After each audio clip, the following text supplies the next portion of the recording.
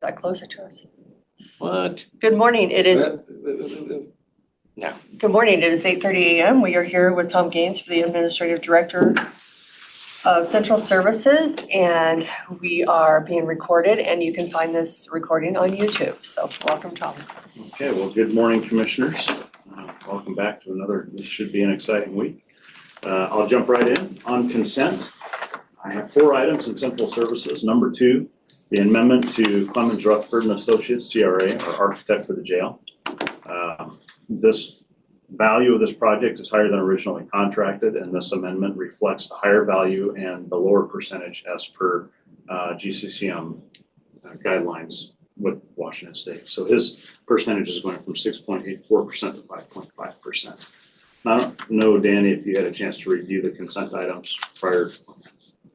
So an annexation and developers agreement between the city of Ephrata and Grant County regarding the jail. This has been reviewed by Civil and by Development Services. Both of those, as a matter of fact, the amendment to Clemens Rutherford was reviewed by Kevin. If need be, I can provide you the email from him saying that he was okay with it. The annexation and developers agreement was reviewed by Rebecca. She said she was fine with it. She asked if Development Services had seen it, which they have. So that's all good to go. Purchase order for GCTS for the annual renewal of Civic Plus, $16,414 to be paid out of 501-179. This is an annual renewal. This will take us through 2025. And a purchase order for a quad replacement of a multifunction printer for Development Services. Again, this is a quad purchase and expected. Their printer lasted, those printers on a quad are 6 years. I think theirs lasted 8.5.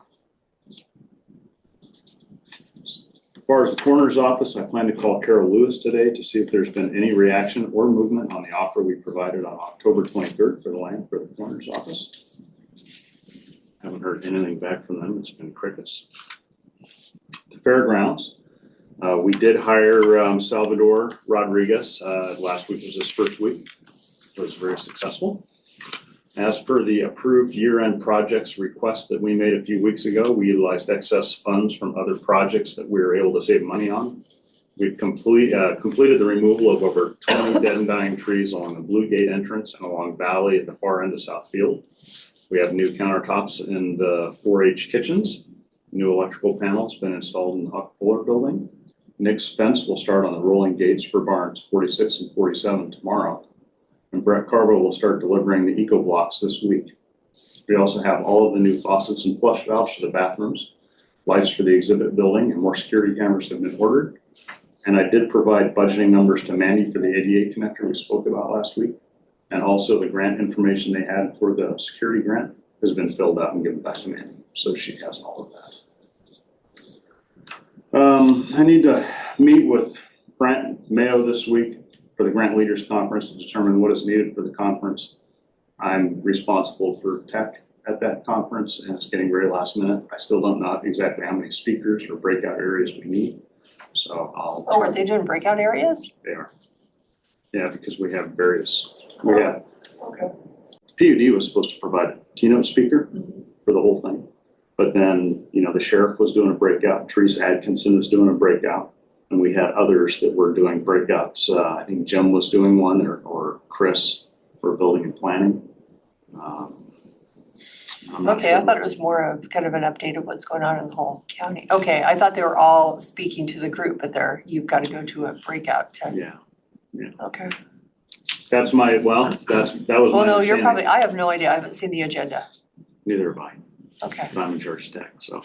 Who's actually putting it on? Brent with the EDC. Okay. So we're all helping out. I mean, it was Rob's vision given to us, and then we kind of ran with it. So, but Brent and Rhiannon over at the EDC have really been the catalyst to get everything put together and organized. And they went out and got the liquor license for the happy hour at the end of the day. The networking event, whatever they want to call it. I secured speakers from the sheriff's office and from the health district, but outside of that, I don't know who all was ponied up for speaking. So I need to find out. Okay, so maybe I need to cancel. Yeah, I wasn't sure what because I have meetings that day, so I need to It's a cancel. whole day, it's an entire day Okay, event. well, I just haven't, And we're really hoping that we have a lot of people show up. We'd like to see this continue into the next few years and expand it to a multi-day. okay, has this been sent to the cities? I think the different Yes. cities. Yeah. So who is invited to the cities? Is it the All of the council mayors, members? city council members, Okay. their Admin public or- works engineers, their Okay. administrative, professionals, the Okay. city administrators, yeah. Anybody running local government Okay. in Grant County. So we're I'm a hoping. little concerned about something I heard about today, not about this, but another event going on at the same time. And I've got other commissioners going to this. I'm wondering if I shouldn't go to that. It's conversations with British Columbia about the Columbia River Treaty. Oh. And they're inviting us from the Columbia River Caucus to be there in this meeting with these guys for the conversation. So was this about the paper you sent me, the report on the dams and that kind of stuff, or just? No, Columbia River Treaty is between Canada and the US about the way we operate our dams and our flow through Canada and everything. Yeah, And it's a 60-year renewal. It's a renewal Oh, of wow. this, and the federal government has been working with it, but they haven't been really conversing with the states and counties very well. Yeah. So I just found out about that by email today, and I'm going, wow, man, I don't know. Yeah. It's the 13th and 14th. well, I would, So we need to talk about that maybe at a round table. well, Rob, I mean, we'll have the commissioner there. I would expect that to be something that's critical. Moses Lake City Councilman visit. So Victor Lombardi is coming to my office to meet with me this morning at 10 a.m., presumably to discuss Grant County animal outreach and ideas he has. I'm not sure exactly what those are. Lastly, this is the last week of my NACO HPL Academy. This week, besides myself, Kevin, Abel, Michael, John Brissy, and Andy Booth will all graduate from the course. Decora will begin in January, and I have authorization from Michelle for Mandy to also join that class. I'm going to have her start in January so that she can be in the same cohort group with Decora, which I think would be wonderful. Also this week, Joe, John, Keith, and Evan will graduate from the Cyber Leadership Academy. And next, spread out over the next year, will be Ricardo, Alex, Luke, and Jeremy, and they'll be in different core groups, so they're not all in the same one. This has been, also for this academy, I also plan to send Chris and Jeff Hughes. Jeff Hughes is now the new supervisor for Renew.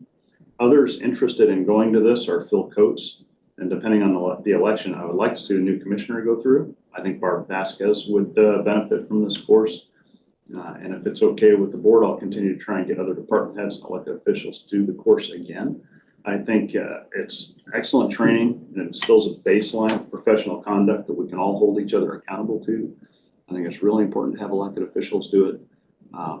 As far as culture goes, I think it touches upon just about everything you need to move to a positive mindset, positive culture, and we could all, hey,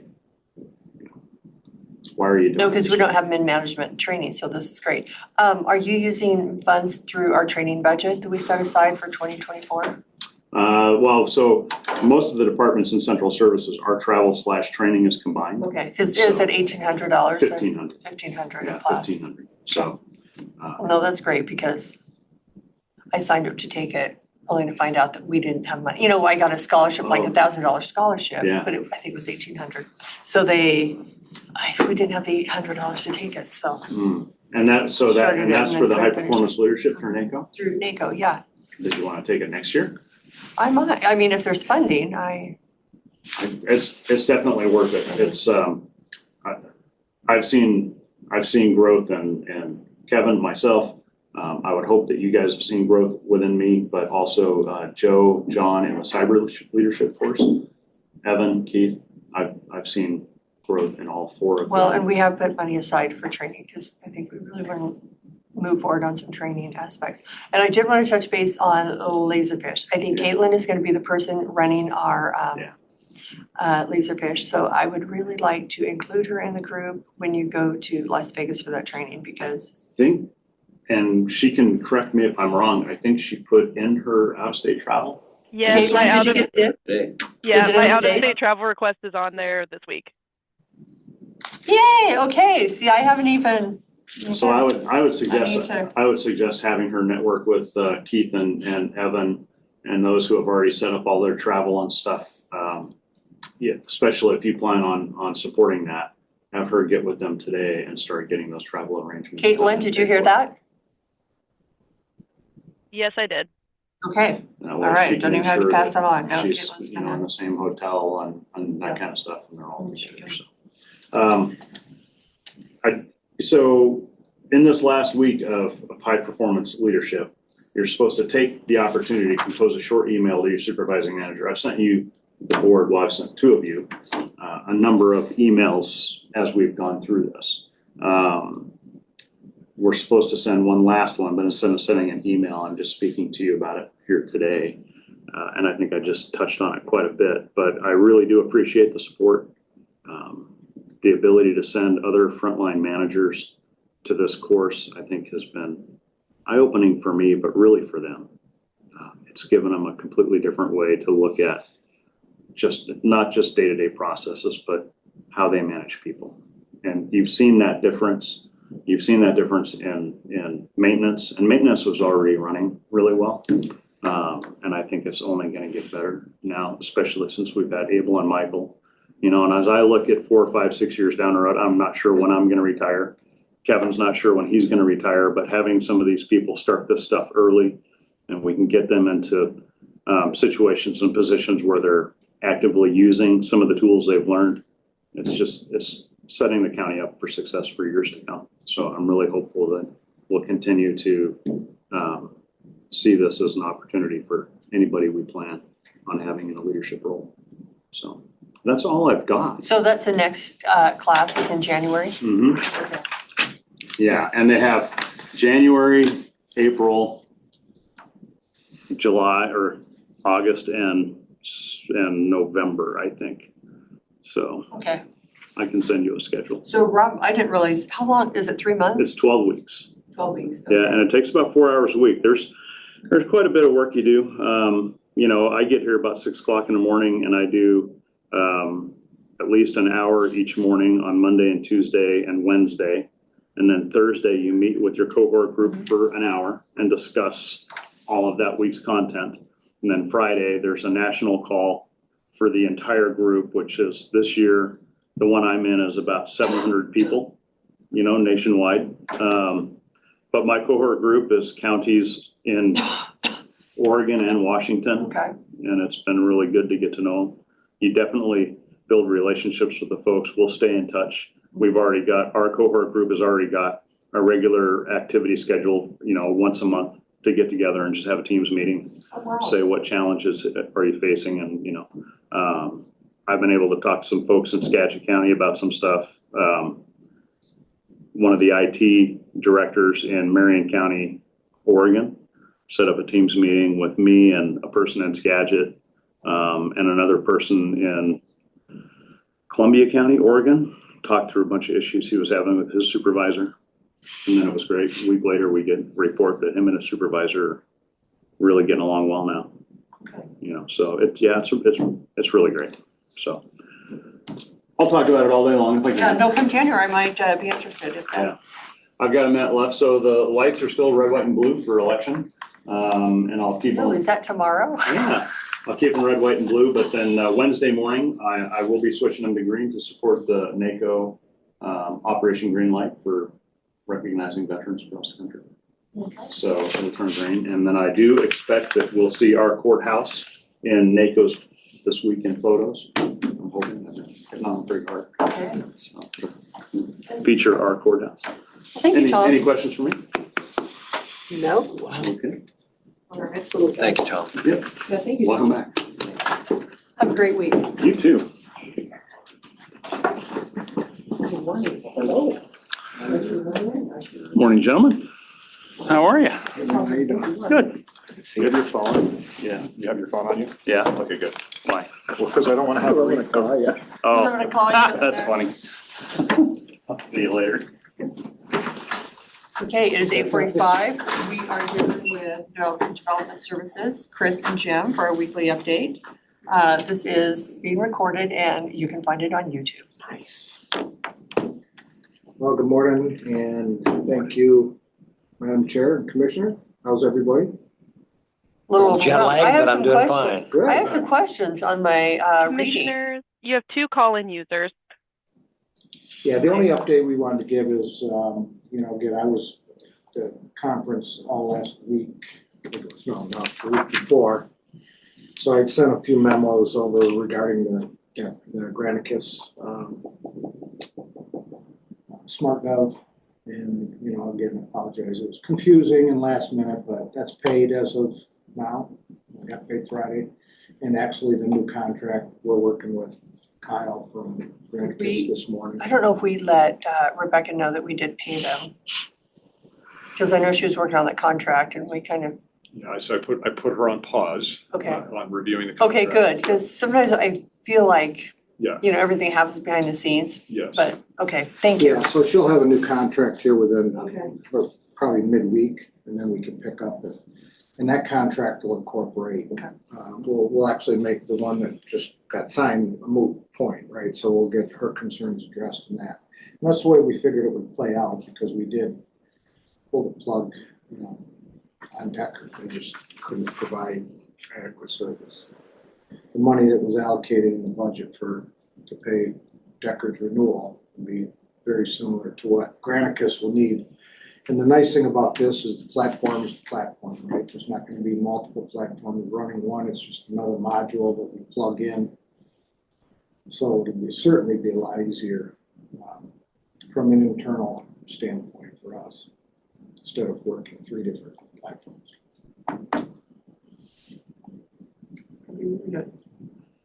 Okay, so do we meet with you sometime this week? I had a question Tomorrow's on, our update. okay, so I'll save my questions. Do you want me to just run it by you? We can go So over. deny the office, the planning commission, denied the solar. So I was just, because it looks like the land that would be available for solar would be so little, and they had a lot of letters of support. Some were pretty similar, but to deny that. So, and then I believe it was Shrub Step, I have it all outlined. Shrub Step was approved with conditions, I believe. Planning said approve it, and then the planning commission said approve with conditions. What, and I couldn't figure out what conditions. Yeah, so in the staff report, so if you look at their recommendation, so they made a recommendation of approval with conditions. I also listed what those 3 conditions Okay. are that they made. And by memory, what they requested was that it remain that we can mitigate on-site at 1-to-1, that we can mitigate off-site at 2-to-1 in kind, and that all agricultural lands are exempt from shrub step mitigation. Okay, I did see that little thing, okay, because someone was like, Yeah. okay, that's what was the conditions. Yeah, but those are listed, they're listed in right below the, Okay, yeah, I did see because there was a couple. Yeah. Okay, Refresh my memory on that, Jim, because a lot of shrub step is used for agriculture. So what are they saying there? Because, if a guy's grazing his cattle on there, it's ag, right? correct. Yeah, correct. They feel like all agricultural lands should be exempt from any type of shrub step, any critical area review whatsoever, and requiring any shrub step mitigation. So I think the intent, they weren't very clear, but the intent is as we may or may not know, the corners of circles oftentimes hit for shrub step. And in some cases, those are just mapping errors because those areas are disturbed. But in other cases, when those circles are up against a critical area, they are included in critical area review and do require mitigation. So the planning commission just felt like all ag land should be excluded from any type of critical area review, which. Well, I like that, but doesn't that go against the WAC or It does. the, Yeah, all- okay, All of the, okay. all the recommendations, Oh. and we spent a tremendous So- amount of time through 2 workshops and a public hearing. If on we this. go against the, Yeah, all 3 conditions that they put on the violate state law. and what's that mean? We don't get funding? State law or state regs? Law for critical areas, yeah. The vetting that we did with Fish and Wildlife are best developed sciences. And so unlike wetland mitigation banking, which is codified, the HCA, which is the habitat critical areas, isn't codified. It's just a best developed science. But then WAC 365-196 tells us that we have to use the best developed science. So it's really not codified, So- but it is. Will Commerce be here for this one? No, they won't be here, but. They have comment. Well, I mean, the moment decisions are made and resolutions and ordinances are signed, I have to forward them to Commerce for another 60-day review. And that's when they would likely file an appeal. And then that's when funding would be paused while those appeals through the Growth Management Board of Appeals work Thanks its for way through. clarifying that, because I'm trying to, read back and forth and jump in. Yeah, It's quite the big book. it is complicated. And matter of fact, tomorrow on the update with the board, we do have, some recommendations about moving forward with the planning commission that we think would be a better structure. We worked really hard last year and I thought we made leaps and bounds with them. But it was like we went back 2 centuries this year. So it's very complicated. And frustrating. It creates a lot of additional work for staff. So again, I've worked with planning commissions and zoning boards of appeals and building boards of appeals and fire boards of appeals my whole career. So I kind of get it. Education only goes so far. But we can certainly structure this and the statutes and our code allow us to really guide that better. So we'll be presenting our recommendations. Well, and I can see where the shrub stuff, it's frustrating. You buy this vacant land, you want to put something on it, and it just feels like only in Grant County can you not do what you want to do.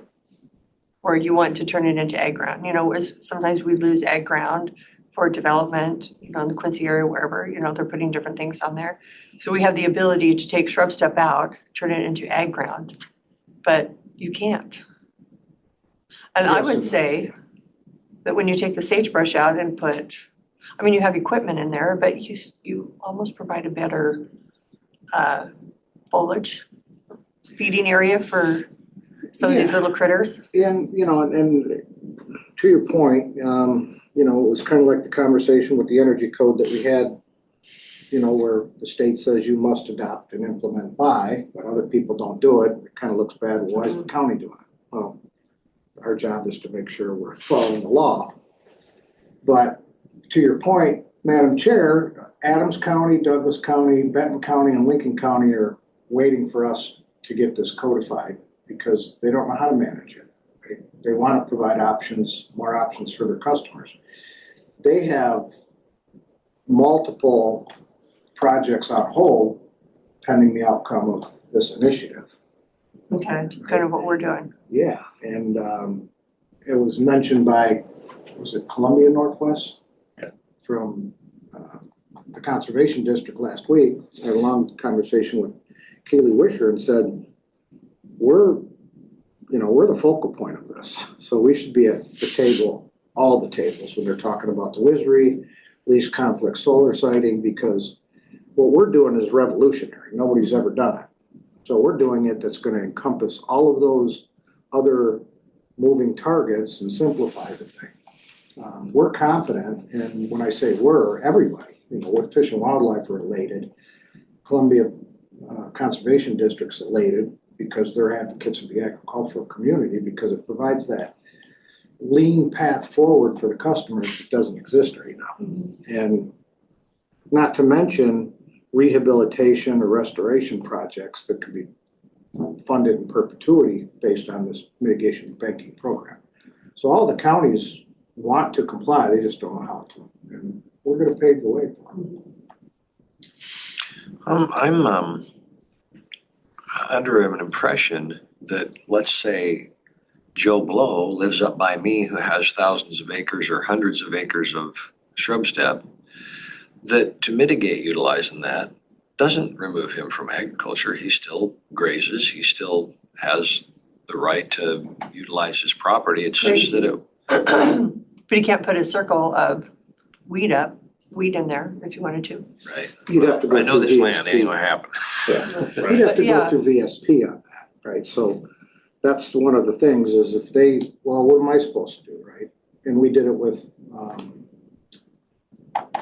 Round Lake Farms 2 years ago, right? They inadvertently destroyed 2 crop circles. Here. And, but they had all of this land that they use for controlled hunting that's got prime shrub steppe. So they did the very thing that we're trying to codify right now. They ended up saying, well, can I use these 80 acres for a new crop?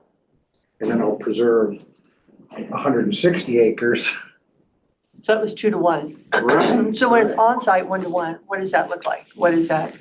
Well, it's literally what it is it's 1-to-1. If you have a parcel that's capable of mitigating 1-to-1, it's just that. But that's our current code, and that's what I was having a hard time getting the planning commission to understand is that any new code revisions we have to work through with Fish and Wildlife hand in hand, and 1-to-1 that's not mitigation. That's if you disturb 1 acre of shrub steppe and you conserve 1 acre of shrub steppe on site, you still have disturbed 1 acre of shrub steppe. And you're not putting it somewhere else? So Fish and Okay. Wildlife No, is no, not. Because that's where I'm like, Right, Fish and Wildlife is not interested In in the that 1-to-1, scenario okay. anymore. okay, So that's where that type of request is likely to be appealed because that's not mitigation. okay. Well, like, I was Yeah. struggling with that one. So Right. Thank you for, okay, Rightfully it is so. not mitigation. Rightfully so. You lose So, one every time. yeah. Okay. So that's our current code and why it's so appealing because, but that's the checkerboard that we always talk about that we create. If you're mitigating at one, it's not even mitigation, but if you're mitigating at 1-to-1 and you build a house here and you hold this in reserve, and then Commissioner Stone decides that he wants to build his house here and hold that in reserve, how is that Yeah, it's a slow loss. contiguous? Yeah, it's a checkerboard That's of. a good way to put it, slow loss. Okay. If you could just put that in the minutes or we can't do it, it's a slow, I'm like, what? Okay, I'm just Right. not getting this, but. So let's stop doing that for the smaller average person, let them do with as they wish. And let's set aside A bank. 1,000 acres up near where you're speaking of, where it's such high quality that maybe it's valued by Fish and Wildlife at 1-to-1 just by the nature of the quality of the habitat, that any disturbances down here gets paid into a bank and maybe it's 0.75-to-1, it's such high quality. That's the nature of this bank that code change represents. Okay. And that's why it's so important, so. And it swings both ways. If it's garbage. I really was trying to if it's track it and garbage, follow it yeah, and. if it's very high quality, Mhm. right, then the ratios might be 2-to-1. But I still To don't Jim's like it. point, I still most of don't this like it, stuff- but I think we no, have to live with it.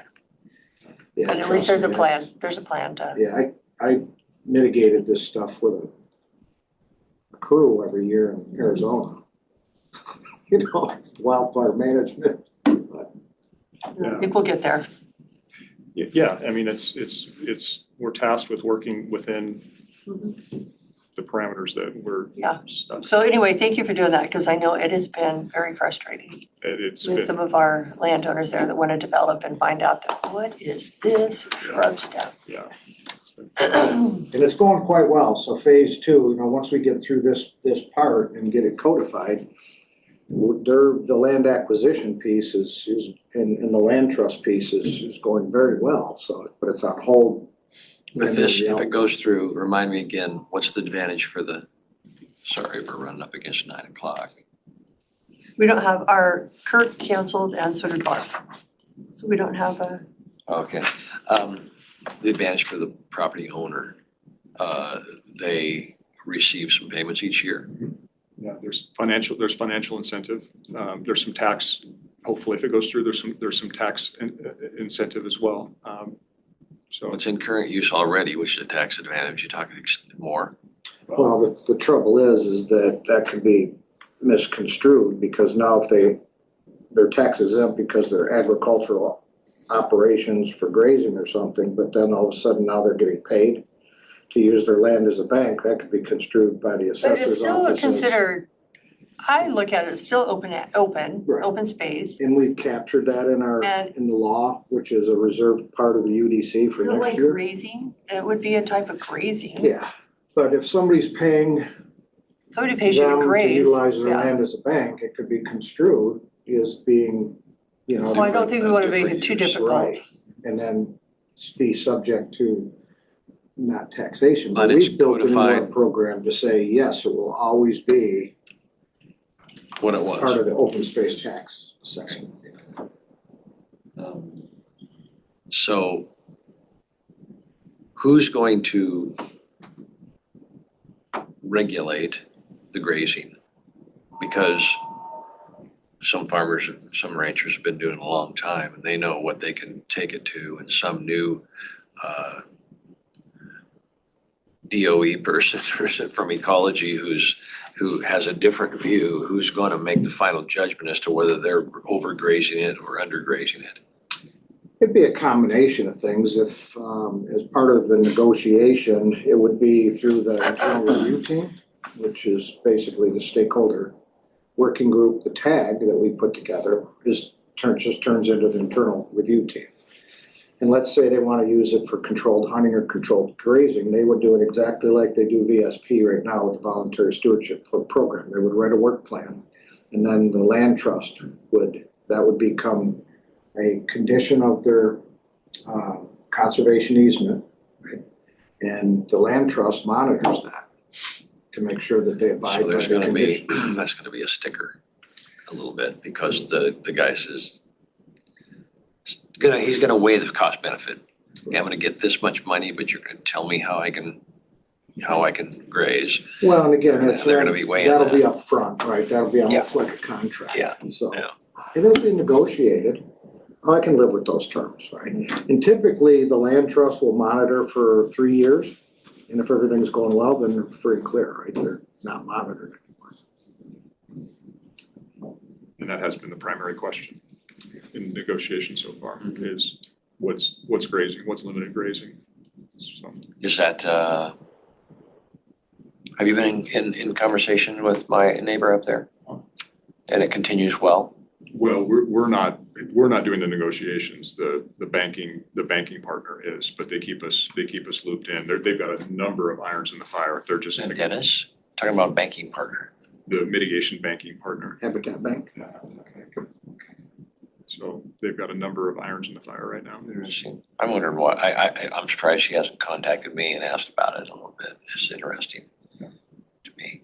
And how many owners are being contacted up there, because that swath of land is contiguous with a whole bunch of guys. I think 2 in your area, they're working, they have some land. Excuse me. Originally, we thought, get the best bang for the buck, right? Get 1,000+ acres up north county that's contiguous to all this BLM land and they're like, well, you don't really want to put all your eggs in one basket, because then if there's a wildfire that destroys that, all your eggs are gone.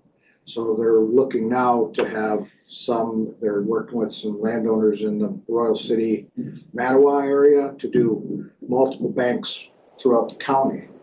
That way, if one gets destroyed, you're not out of business. And then when that's destroyed, we can send money, restoration money, which is part of the mitigation, to restore that for the landowner. I'm wondering if the legislation, though, that needs to be pushed for is to allow, the feds and the state who own some of this ground to be able to utilize theirs as mitigation as well. And there was some conversation a few weeks ago at the round table that Utah was really going to the US Supreme Court with that, and we were going to sign, I believe, what was gonna be an amicus brief as a letter of support. Yeah, we didn't make that in time, that whole process, but theirs was actually, a lawsuit saying, shouldn't the government be turning this BLM land over the states? This is not part of constitutional process that the feds own so much ground. But my question wasn't really in that area as much as it was saying, hey, state of Washington, there's 600 acres along Banks Lake down here, this beautiful shrub steppe. Why can't the Bureau of Reclamation, they're not gonna ever use that. Right. Why can't it become part of our mitigation Exactly. process? That's exactly what we need to do through, again, I thought Utah was, really gonna be the catalyst for that discussion. Well, maybe, but they're, the state is the one, Utah goes in, state of Washington isn't gonna go into this kind of a lawsuit probably, even though we as members of American Land Council would support that. But ultimately, it's state of Washington legislation that needs to allow GMA to apply, right, to this ground that's government owned. Why do we have to go after all the private owners for this mitigation? Right. Why can't we go after state and federal owners too and say, hey, how about giving us, mitigation rights on this 600 acres? That's where the legislation has to change. That's to change part of GMA, doesn't it? Yeah, and Region 2, I think would be the way to do that. Utah's just outside of it. So Region 2 encompasses Oregon, Washington, Montana, Idaho, missing one. Strengths of numbers, right? And they all deal with shrub steppe. So if Region 2 collectively lobbied for a Region 2, and everybody, because I gotta imagine. Region 2 of what? Region 2 is the 6 states that represent our code region. Right, so it's all of those states collective. So when we're lobbying, that's exactly what I was at Long Beach 2 weeks ago, is Region 2 represents, I sit on Region 2 committee as a representative of Washington to say, what code changes are coming down the pike in 2027. So 6 states collectively. Was there any conversation about the kind of thing that I'm suggesting? No, because building code folks really stay in the realm of building codes, but Region 2 could certainly be a sounding board to get that started, because everybody's having the same struggles. Idaho has it, Montana has it, we have it, Oregon has it. So. I wonder if it's something to talk to Zach Kennedy about as far as lobbying, talking to our legislators about even just changing there must be some segment of GMA that could be tweaked just to allow that. Well, how nice would it be to say that a landowner is going to enter this program with 1,000 acres, hey, BLM or USBR or Fish and Wildlife, how about you match it? Because you're contiguous. Right. Now we got 2,000 acres. Exactly. Very easily done. They don't want to be in the land trust business.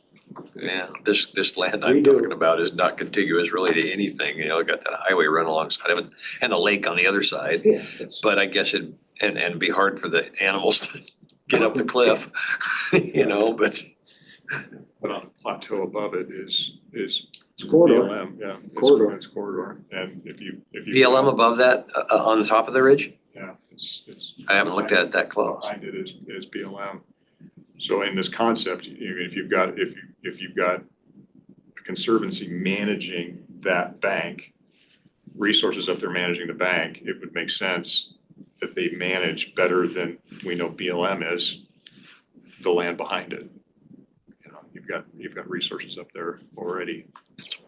Yeah, It's and on the just because ground, there's so a to road speak. and a lake, it doesn't mean it's probably very high core, Right. because those animals travel back and forth. Imagine that area, they'd be traveling north and North and south or But yeah, it'd take them a little bit of distance to climb up the banks to get Yeah. up onto that flat. Right. Almost get down to Cooley City probably to do it, and then, or go up Northrop Canyon. Northrop Canyon's a possibility. Other than that, is get down by Grand Coulee. Whole town of Grand Coulee is a wildlife sanctuary. Yeah, You can see Yeah, that's some nice. big bucks in town. yeah, walking right down the street. Yeah, it's like sleeping behind the grain elevators up by the hospital. They're just down there like in big old racks, and we're like, Yeah, I was amazed when I first went up there. I was like, looks like Winthrop, walking right down the road. Last time I was there, I took a left to take a little dirt road to the end of Banks Lake, and there was a black bear standing on its hind laurels in the field at the Cooley City end or Grand Coulee end? at the Cooley City end. Yeah. Oh my gosh. Yeah, I took a left. I was posting a project and at the golf course.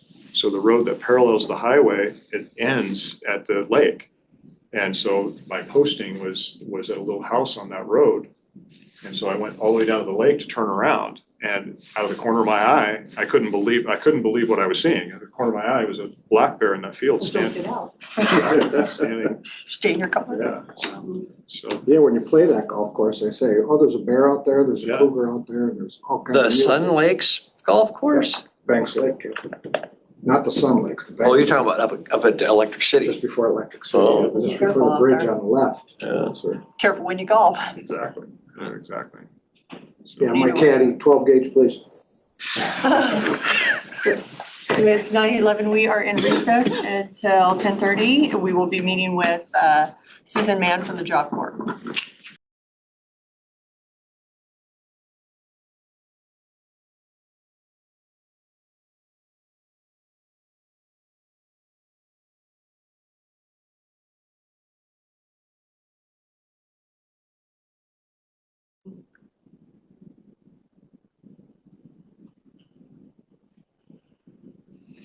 You guys are pretty good. Good morning. We have Susan Mann here from Job Corps. She's doing a presentation. Caitlin or Brittany, can you see if Danny can join us?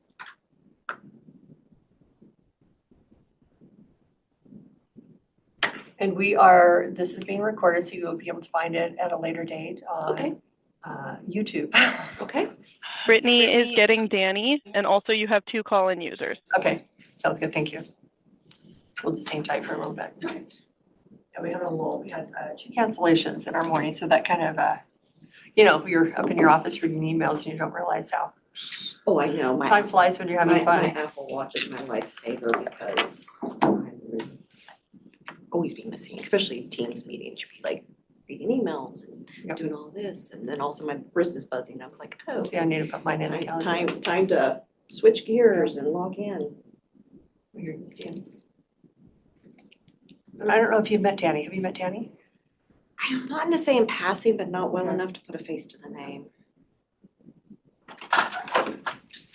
Hi. Susan Mann, this is Danny Stone, if you. Hi, Your name? Susan Mann. Danny Stone. Hi. I've been gone and I was catching up on emails. and That's all what of a we were sudden I just look So at you're, my I'm like, watch. and sometimes you go upstairs and you kind of, it's like, oh, I've got 20 minutes. I've got all the time in the world and. Yeah. Are we live? We are live. We're recording. We're live. Okay. Do I Your just say next audio is, slide? Ready for the next? Was my audio not on? No, the video no, sorry, wasn't. yes, the audio is on, video is not. We are ready to go. Okay, so, well, I'm Susan Mann with the Job Corps program, and we are celebrating our 60th anniversary of Job Corps. So I just wanted to give you a quick update.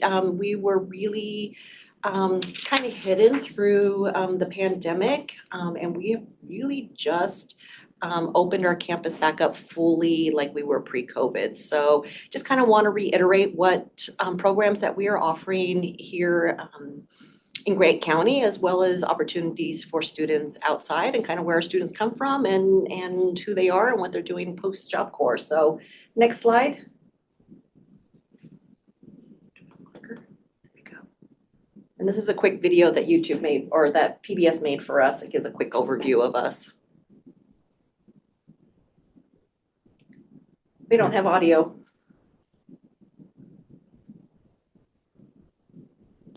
1 minute.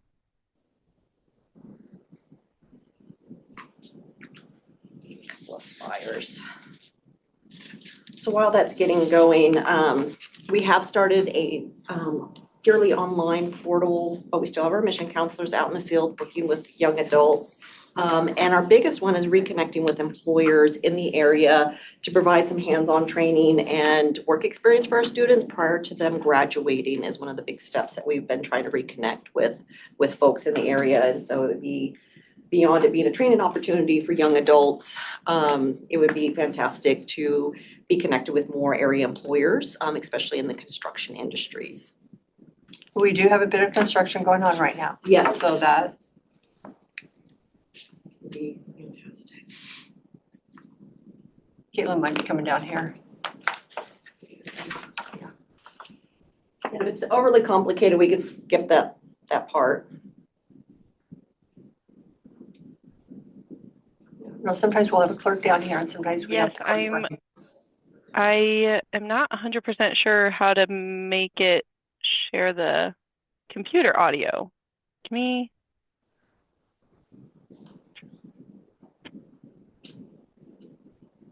Does that do anything?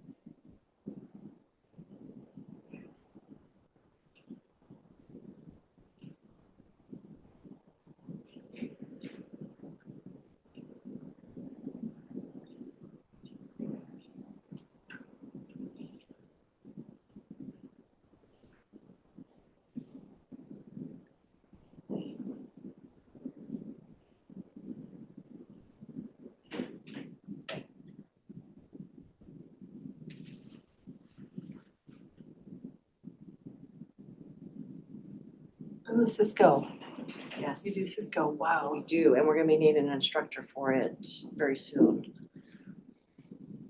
Was that a full-time or a? Yeah. Okay.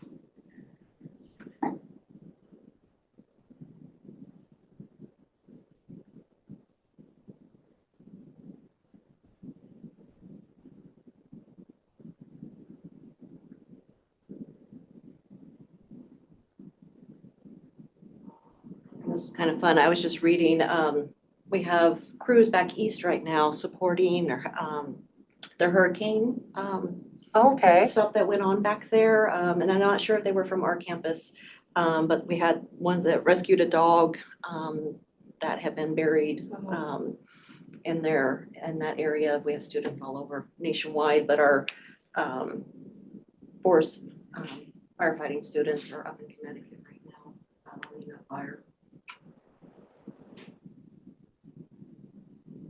That's Lindsay, one of our office administration students when she was still a student, and she's now a federal employee, so Okay. I'll backtrack about all of that good stuff. All right, You guys do a lot of good work out there. all right, next slide.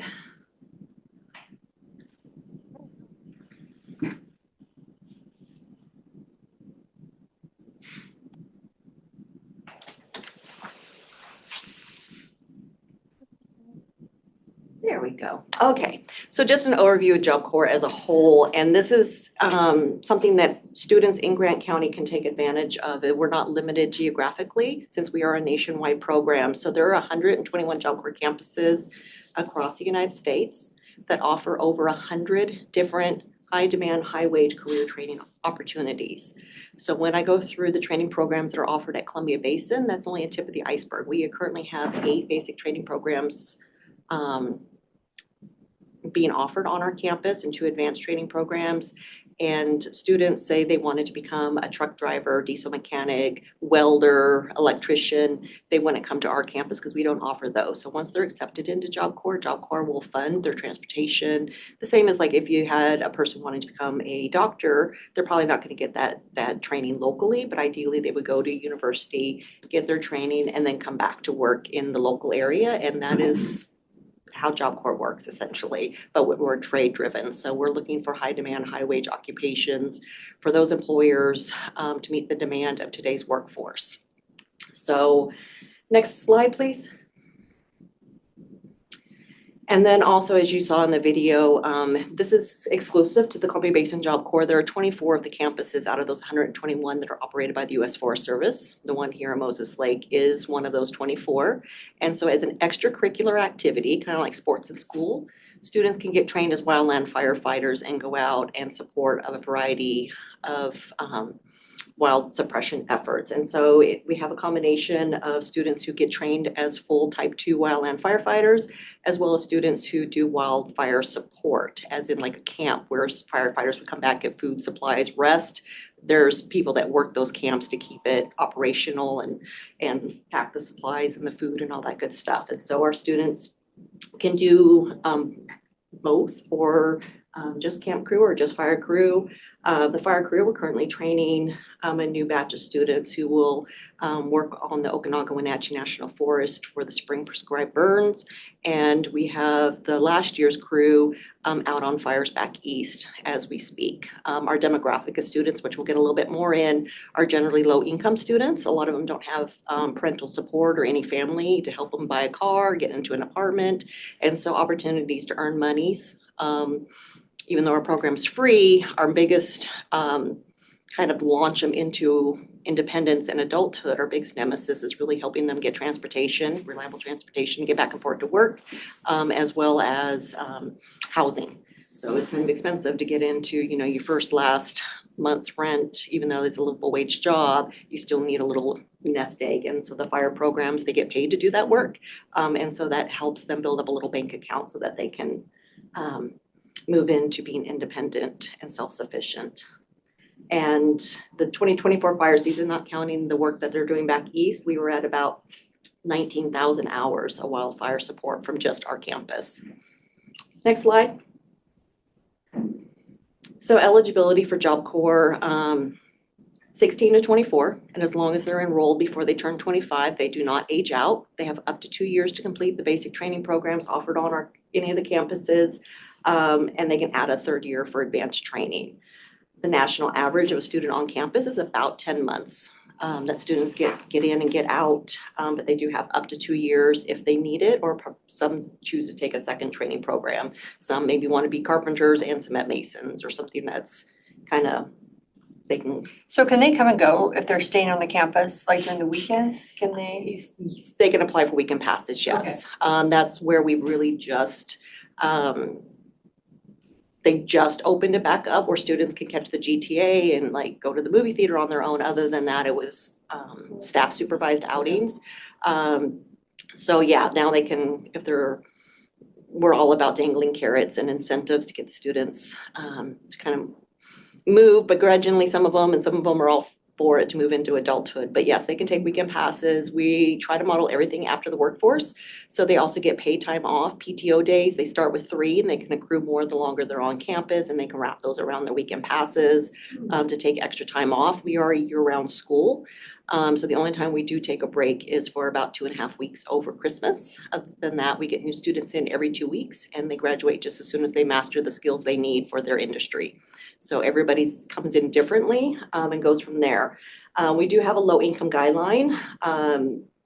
Difference between Job Corps and say financial aid, the FAFSA package for going to college, is Job Corps will count a young person's income when they turn 18 versus their parents' income, where FAFSA counts parents' income until the person turns 24. The other difference is we have some workaround. Most of our schools are in low-income areas and are offering free lunch, and that free lunch letter is another workaround for us for low income. But overall, we do have students meet those low-income guidelines.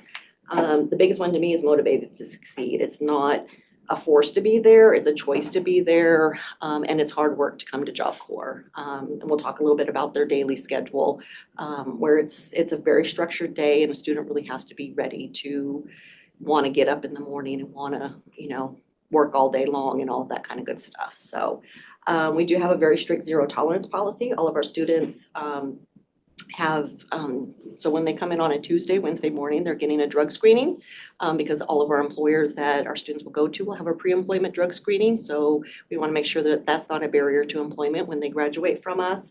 Our other zero tolerance policy is for fighting, bullying, anything of that nature. Again, our students need to be work ready, and things that want to be tolerated in the workforce are not tolerated on our campus. We do a background check on all of our students, and they also do a medical screening.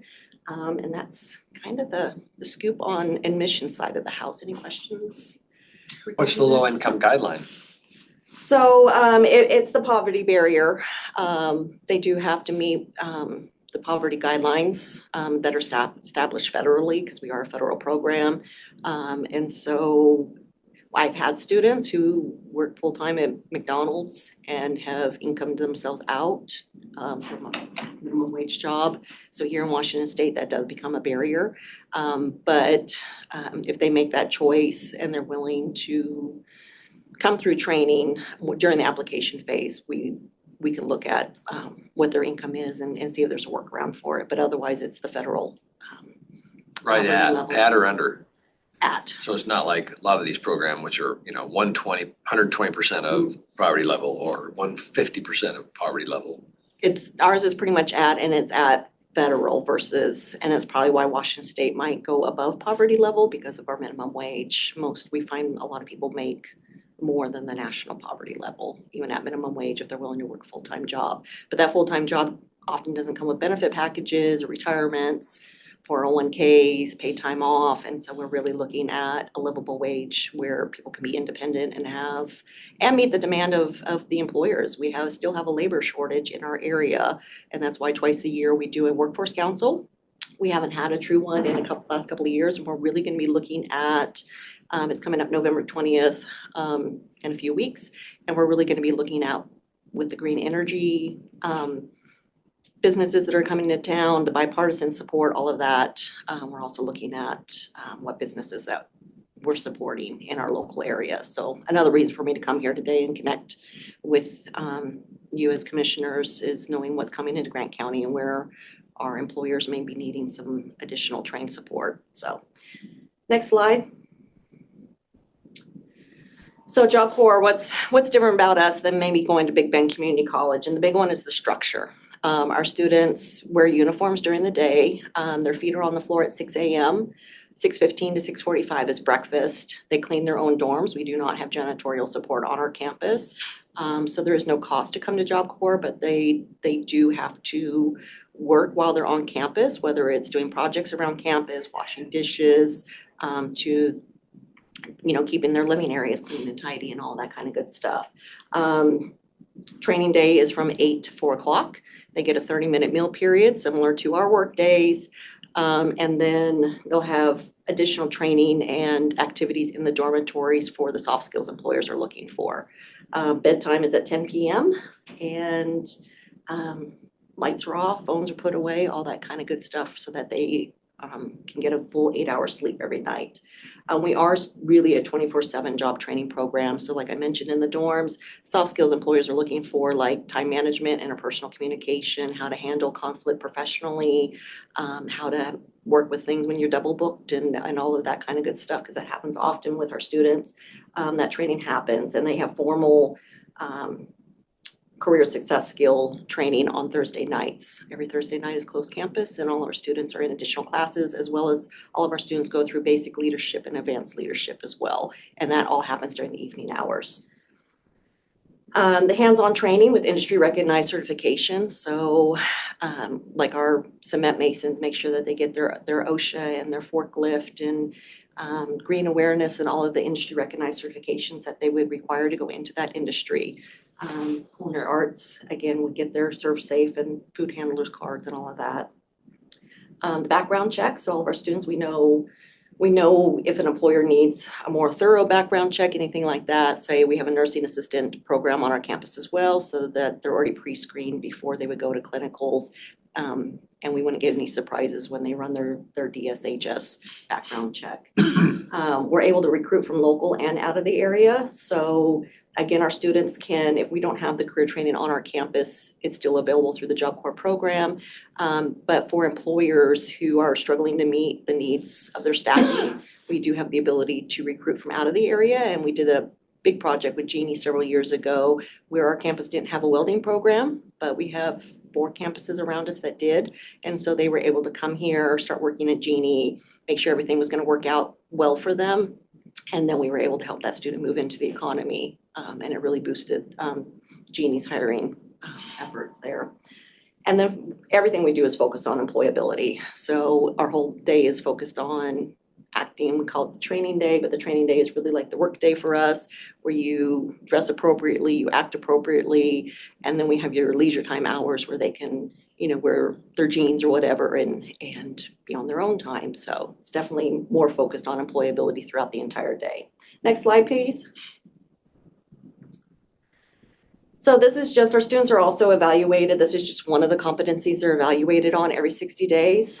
This one is specific to the soft skills I had mentioned. And those evaluations kind of determine how many extras they get when they're on campus, such as being able to catch the bus and go into town independently and things like that. So there is definitely a standard that we expect our student to meet. And so this one is, good attendance. Time management seems to be employers' #1 concern. And so that's a big one that we focus on.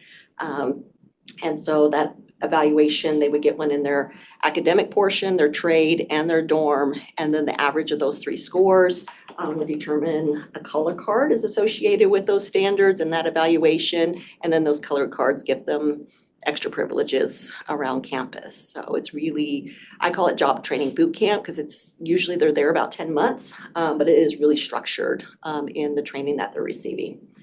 Next slide. So this is just some demographics.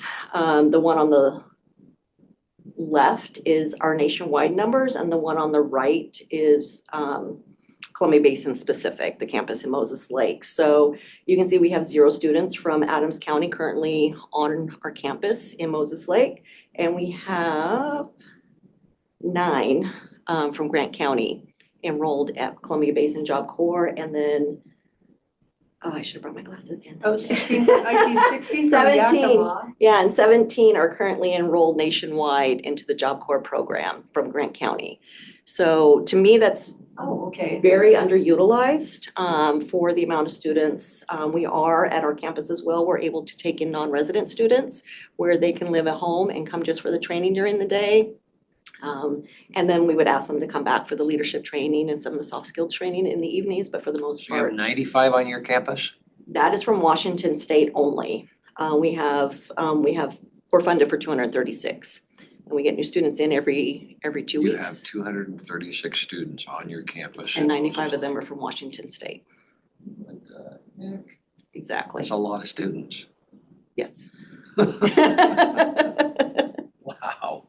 And we're underutilized. And I think the biggest, there's still a perception of what Job Corps is and what we're not. We are essentially a trade school to help young adults launch themselves into adulthood and become independent citizens. I just wonder why it's not available to paying students that have a little more income.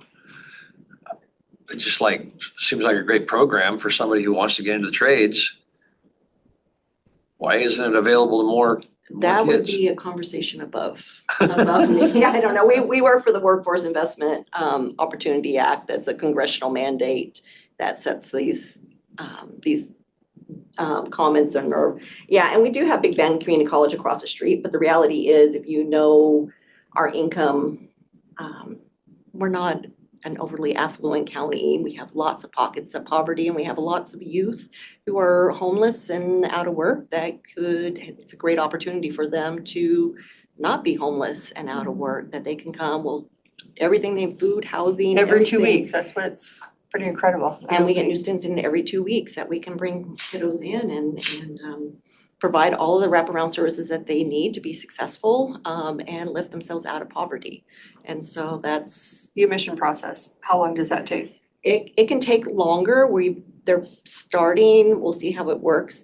They just started a process where we can, if they're truly homeless, we can bring them in and work backwards to get their paperwork done. And then they would be, if they don't meet all those criterias, but we can at least make sure that they're fed and housed and in a safe living environment while we work through that process.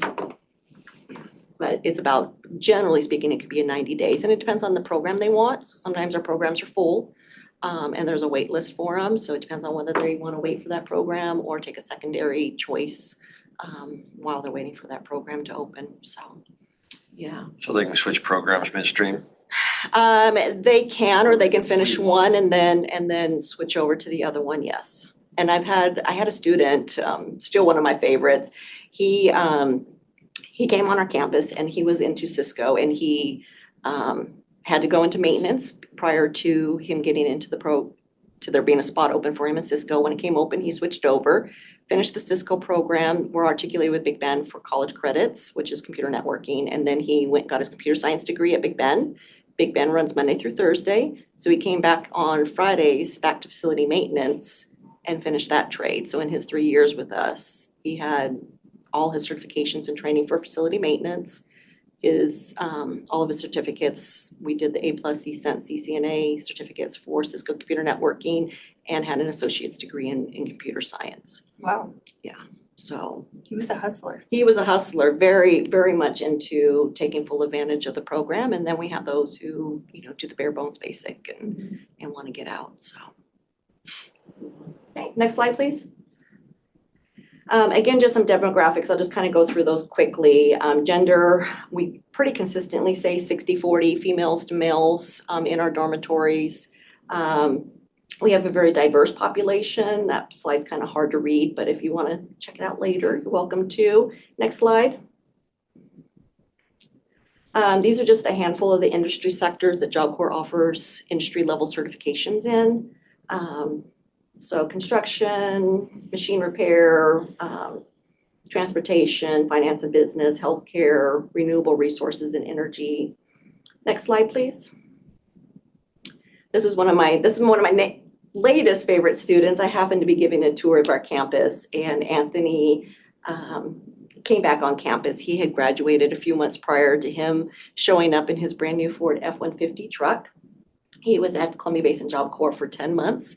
In that 10 months, he got his high school diploma, his driver's license, because getting to work is an employability skill. So we do have a fully funded driver's ed program, and completed his pre-apprenticeship for the cement masons. He went straight to work in his apprenticeship with the cement masons. He's been working in Spokane doing the airport expansion, Pullman airport expansion, and he was heading down to Tri-Cities to work on the airport down there when he wanted to show off his brand new Ford F-150 truck. 10 months at Job Corps, not just doing his pre-apprenticeship, but also getting his high school and his driver's license. He went straight to his apprenticeship, and he walked in the door with 70% completion. Somebody else walked out of high school into the apprenticeship, and it took them 3 years And they're to the get to the same, same wow.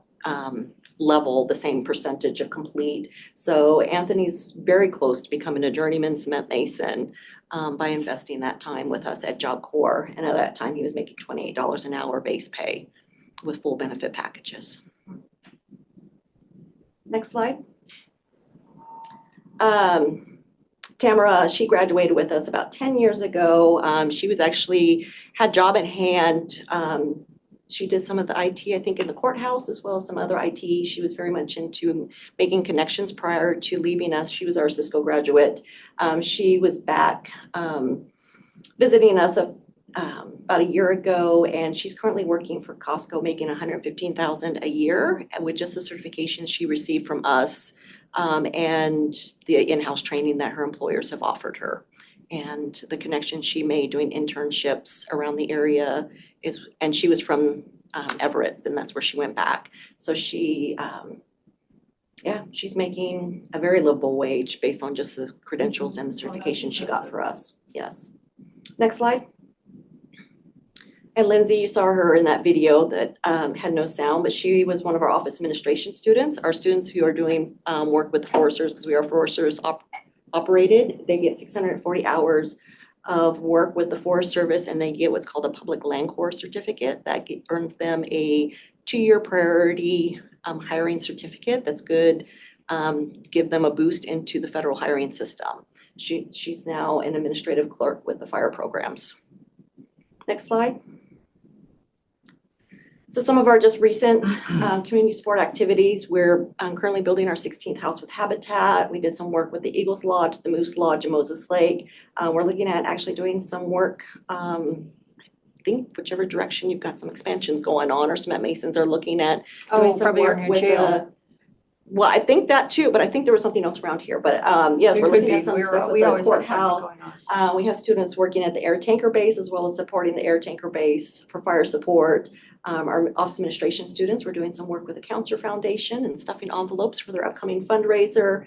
And then we're getting ready to do some work with the Downtown Association at Moses Lake. So the opportunity for us to partner with the community is always a huge value to us.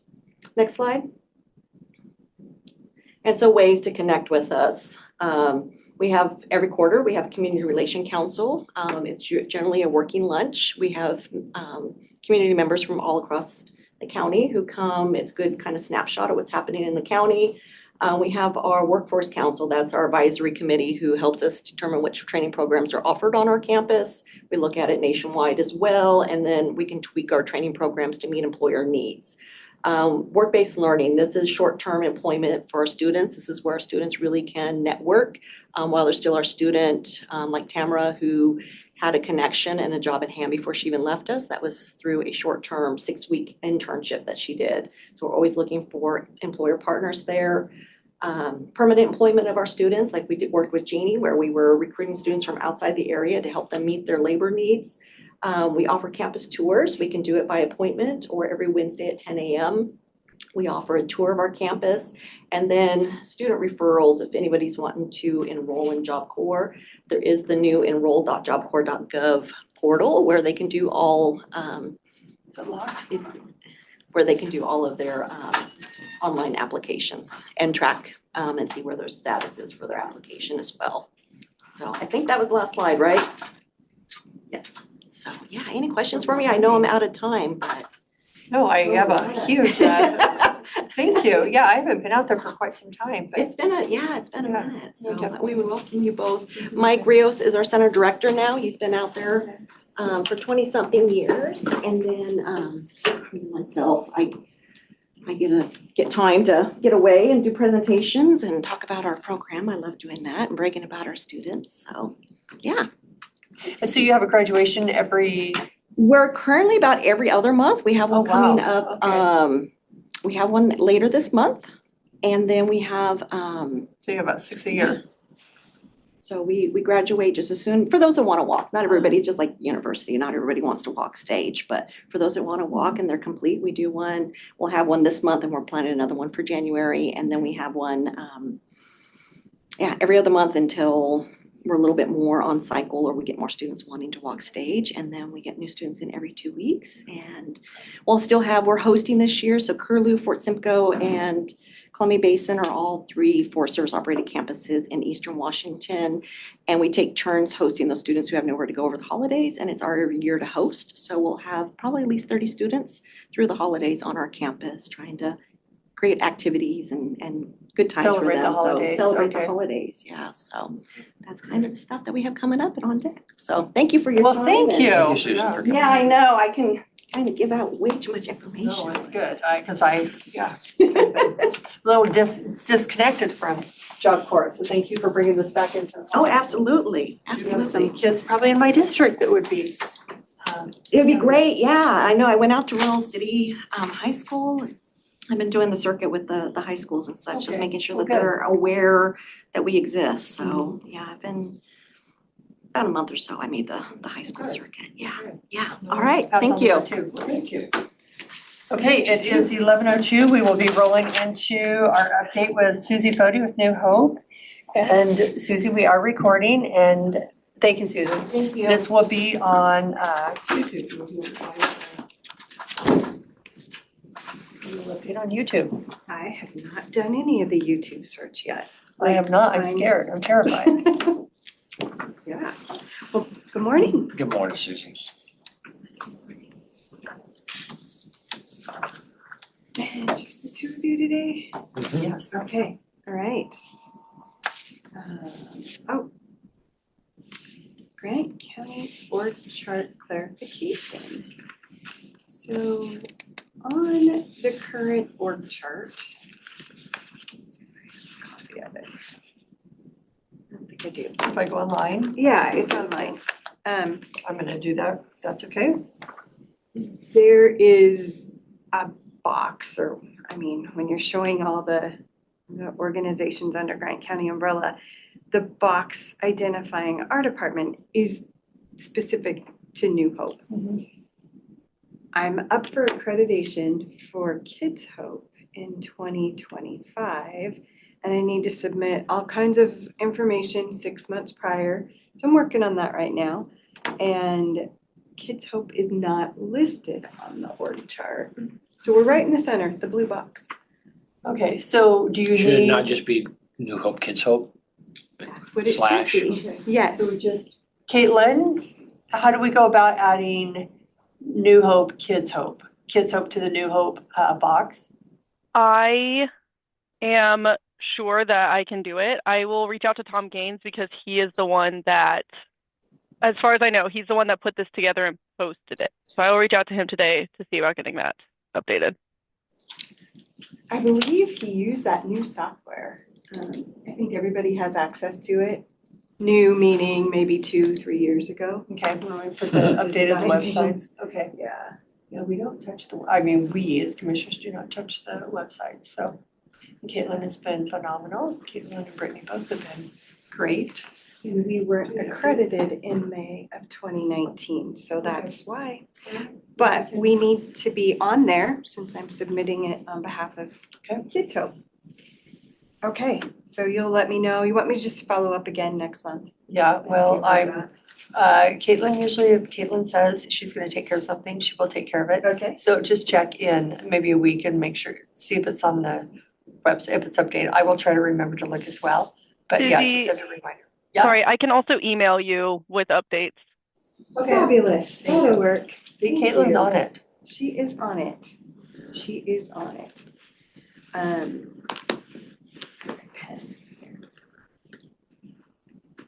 I had a purse dump on the way in, so I lost my pen, I lost Oh, no. everything in the parking lot. Right, no water, huh? Yeah, Nice. I need to run out to my car, but I'm waiting for the rain to cease before I. it's kind of ceased. Okay. It's just really wet out there and then the purse fell off. Yeah, right? Our board training schedule, I bring that to you like every 2 years when we have accreditation and that coming up to make sure that we hit all the topics. We've talked about it before. And I'm just, as I'm sitting here looking at Danny, I'm like, maybe I should wait until January to bring this before you all. Possibly. Depends on your accreditation, you know. Do you need to do it Don't by hurt if you have this to get year? accreditation that I learned something that I'm 2 weeks away from Right. being away from, but I believe December we are up for, and the human trafficking, sex trafficking grant that we have, and just to bring some information about that. So Yeah, I would recommend waiting until January because as a new commissioner, sometimes it's a little overwhelming as you're trying to figure out what does every department.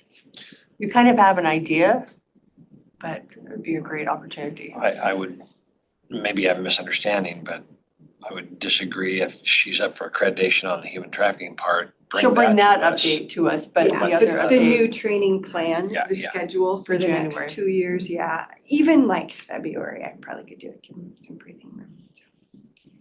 Okay.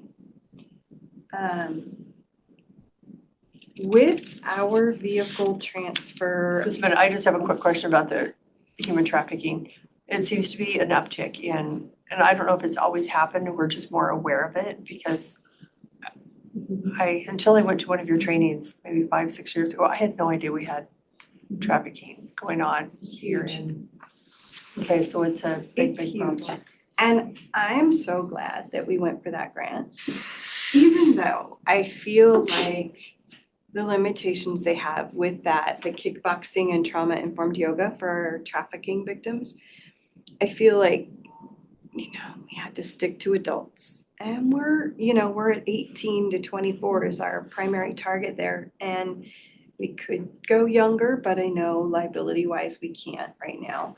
But it's brought a whole lot more awareness to our program. And then the recent conference that you all approved for me and our team to attend in Vegas, it was so eye-opening to see what is happening with human trafficking and how it's right before our eyes. Survivors are not identifying as being trafficked, that it's as icky and dark and shameful as it is to admit that there's sexual abuse going on or domestic violence. It's way easier to disclose that than it is the trafficking. So we're seeing these folks come in and we're serving them as a domestic violence or a rape victim and not as trafficked. And after we establish a relationship with them, we find out there's trafficking going on. We're finding it more and more and more. So prevalent. Heartbreaking. It is. These young kids on the run, I mean, you see them on Facebook or the news or iFiber all the time. These kids that are runaways, I mean, they're definitely vulnerable to riskier behaviors and being trafficked. So you're right. There's an uptick for sure. Pretty elaborate scheme was, I believe, revealed to me about 3 weeks ago, maybe a month. Guy out of the Chicago area was contacting online a young woman that I'm familiar with. And she was just drawn into his affection and, really believed that he loved her and he was going to be coming to visit her, and her mother got onto it. And she knows Border Patrol people and she knows police departments in that area, and she started doing some research and working behind the scenes without the girl who was deeply in love with this guy she'd never met, and it had all the signs of human trafficking. And the suspicion was when he comes, she might not be seen again, right? And I think he got wind that people were on to him, and all of a sudden he broke it off and wasn't going to come, and hopefully that was a person saved from a human trafficking situation. But it is so prevalent, and it is, these people are dark and they are involved in the internet and they are working to find young women that they can utilize or kidnap and utilize, or whatever the case may be. It's a terrible, dark. Manipulate, get them hooked on drugs, and then they're beholden to them, and sadly, the commodity being traded in that human trafficking is a vulnerable person's life. And for the traffickers, they're a dime a dozen. We get one strong mama involved breaking that one up, hopefully. There's, hundreds more vulnerable. Without any support, and this is support from a distance because there's some estrangement, but this mama was not going to let this happen, and it had all the signals. So sad. It's alarming, for sure. Okay, vehicle registrations. We moved our vehicles out of the Public Works pool, and now we have them all. And with that came title change things. So, Were they in Public Works? Okay. except for one, which, this is, the Ford Escape, that was Public Works. The Rogue was Public Works. Like they put them in Public Works, not just Grant County. It would be easier if they put them in Grant County. The pickup was Public Works, and this is the older one. This is our Dodge Grand Caravan that we had. So when we got them all moved over, they moved apparently out of Public Works into Grant County New Hope. This one says New Hope DVSA, this one says Grant County New Hope. This older one was in my files unsigned. So, true confessions, unsigned. These are the ones that we transferred, and now we need signatures.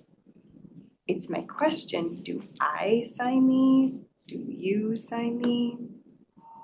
I have only signed a few of those, and I think it's because I went through the auditor and they were up in licensing, and they're like, can you just sign these? And I don't recall several years ago, so I'm assuming as a director of New Hope, I don't know, that you would sign them. That's an auditor question in my mind. Okay. What's the right way to do this? Because we Right. don't want to screw it up. We can either have the commissioner, the chair of the commission sign it, or we can have our department head sign it. What's your preference? And you're selling these? No, they're Oh. just our titles, and I don't know that you even So, and need I a think you signature don't, until I you don't don't think you need a sell. signature You until you go You sell. need signatures on registrations. You don't need signatures on titles. So I think when usually Lori would come down and say, hey, I need the sign because we're moving it, and so one of the commissioners would sign it. So I think Okay.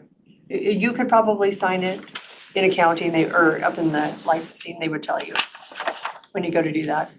So I think you or, See, the signature here, Yeah, Suzie, release is all releasing interest. interest. that's when So you you go don't to sell. sign this until you get rid of the car. Okay. It's the registration that you need to ask about signing, because that's where it says Yeah, you can signature sign and the where did you sign registration. it, dated and Okay. where. Well, then you must have allowed department heads to do that, because when we went to go get these, Public Works signed them to release them to us, so they signed them over there. Okay, well, that's good to know. I don't need a signature till we release them. And knowing us, we'll keep them forever, so. We heard back that, Well, I didn't really say that, Suzie. I said that you might ask the auditor about who signs the registration. I That think you needs signed to be the signed. registration. those were signed when I picked up the plates. I had to sign right away. Okay, Yeah, there you go. that's fine. Then we just run with it. Yeah. That old Ford Focus that was limping along, Public Works got almost $4,000 for that thing, so it's kind of a good move. Yeah, No, I think they've been very surprised. Their auction items have been going pretty high. so vehicle registration's good for me, title, not. Still a good question to ask, though, is if we do release these, who should sign those titles? That would be a good auditor question as well for the licensing department. I'll ask.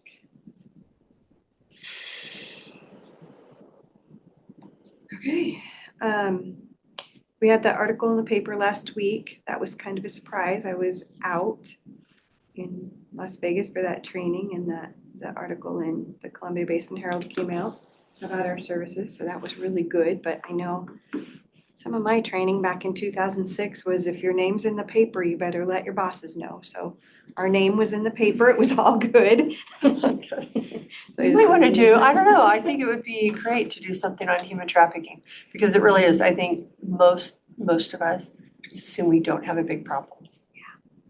I am scheduled with the Herald on Wednesday this week just to do a follow-up about our VOCA cuts that are coming next year. Just get the word out about that so the community's educated, but yeah, it would be good idea It to just- highlight that. Sometimes we sweep it under the rug, we don't talk about those things, and it's bringing them to light. But I think kind of like domestic violence, once we start talking about domestic violence and understanding it, and I think showing more compassion, just talking about it. Right? People come forward, and it's not something like, I can't even bring that word up, Yeah. don't discuss it, so I think we're kind of in the same boat with Sure. human trafficking. We've been doing so much outreach lately. Alyssa and I did coffee and conversations, which is a thing that's happening in Moses Lake. Moses Lake Downtown Business Association is doing it. And it was at Mason's. We ended up in there for over 2 hours with lots of questions. Victor from the city council was there. Party. Yeah, had a lot of questions. And then tomorrow night, we're meeting with Seroptimist to do a human trafficking presentation with them. And they agreed to have their Seroptimist meeting at our office. So tomorrow night, we're holding a Seroptimist meeting. You're a group that, have a pretty good Yes. outreach. A really big outreach, and they wanted to know more and wanted a tour, and so we're gonna offer a tour and they're gonna hang out with us for a while. They wrapped 1,000 full-size candy bars for us. We were in Ephrata on Halloween over here, down on First Street, and gave out all 1,000 candy bars. They all had a message of some sort of hope and education for parents. That's good. Lots of outreach. Samaritan Hospital later today, their new stuff, but so much outreach. Everybody's like, It's gonna be fabulous, doing a hospital tour. yeah, I saw that. You guys did one? Friday. Hospital tour? In the construction zone? Yeah, there are rooms they were checking, I think gas pressure on the second floor, but the birthing rooms are, like family birthing rooms are probably the size of that room to here. Wow. They are huge, and they have a couch, kind of the whole back wall will be a couch and kind of, you can Well, there's sleep some in there. cultures that everybody's gotta be there. We have a lot of really big rooms, I mean, very large, before they used to be little, the Yeah. birthing rooms were Mhm. relatively decent, but they could stay in, that room unless, last month they had 1,700 births, they had their record, In a month? Yeah. 1,700? 1,700 births In a month? in a month. Wow. That's You what sure she you heard that said. right? Yes. That's how many a day? How You many can't babies even- a day? Man, Are you sure it's a logistically year? figure that out. Might be 170. Or 1,700 in a year? I better follow up on that. I'm That's like probably- 5 babies a day if it was a year. Okay, let me follow with Gretchen. Okay. Scratch that YouTube, her. There, like I said, my late wife was a no-B nurse. And she said the difference between one culture and another, there'd be like one person in the room for this Oh, you birth, will know, and there'd be yes. seven in for But this they bring their culture. families in, so it is, because our group of. Every aunt and mom and grandma and aunts. Yes, and. Okay, now I'm really questioning myself here, okay. That's okay, it will be a lot of babies, a lot of babies. Yeah, it could be 1,700. Do you have anything for me? Yeah, I will get back to you on that birthing once I find out. That's the direction. 57 babies a day. If it Yeah. was 1,700 in a That month. would work, no, maybe it was 7. Anyway, they hit their record. Whatever the number was, they hit their record last month. Wow. Sounds like us, we're hitting a record every year on the number of folks we serve, every year. Double since. One thing you didn't report on is current residents in a safe house. I chose to stop doing that just because of the YouTube and the call-in users, just to protect people's safety, but we've been busy. The shelter's being utilized for sure. Good. Yeah, I've stopped saying, we have 2 moms and 4 kids in there just for safety purposes. Thank you for the work you do, Susie. I don't have any questions for you. Okay. Oh, I'll try to get all the Gretchen, get all the Gretchen. All right, well, I will see you at noon. Okay, thank you, Susie. Okay, it's 11:22. We are in recess until 11:30 when we meet about the opioid abatement fund discussion.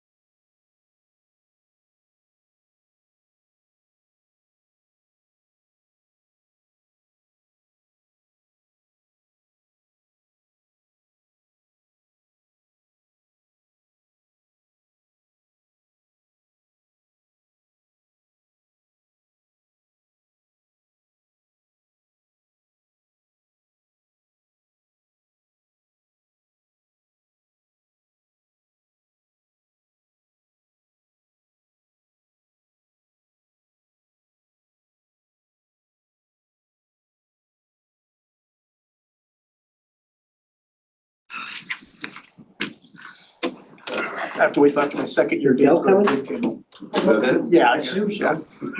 Good morning. It's 11:30. We are here for the opioid abatement fund discussion.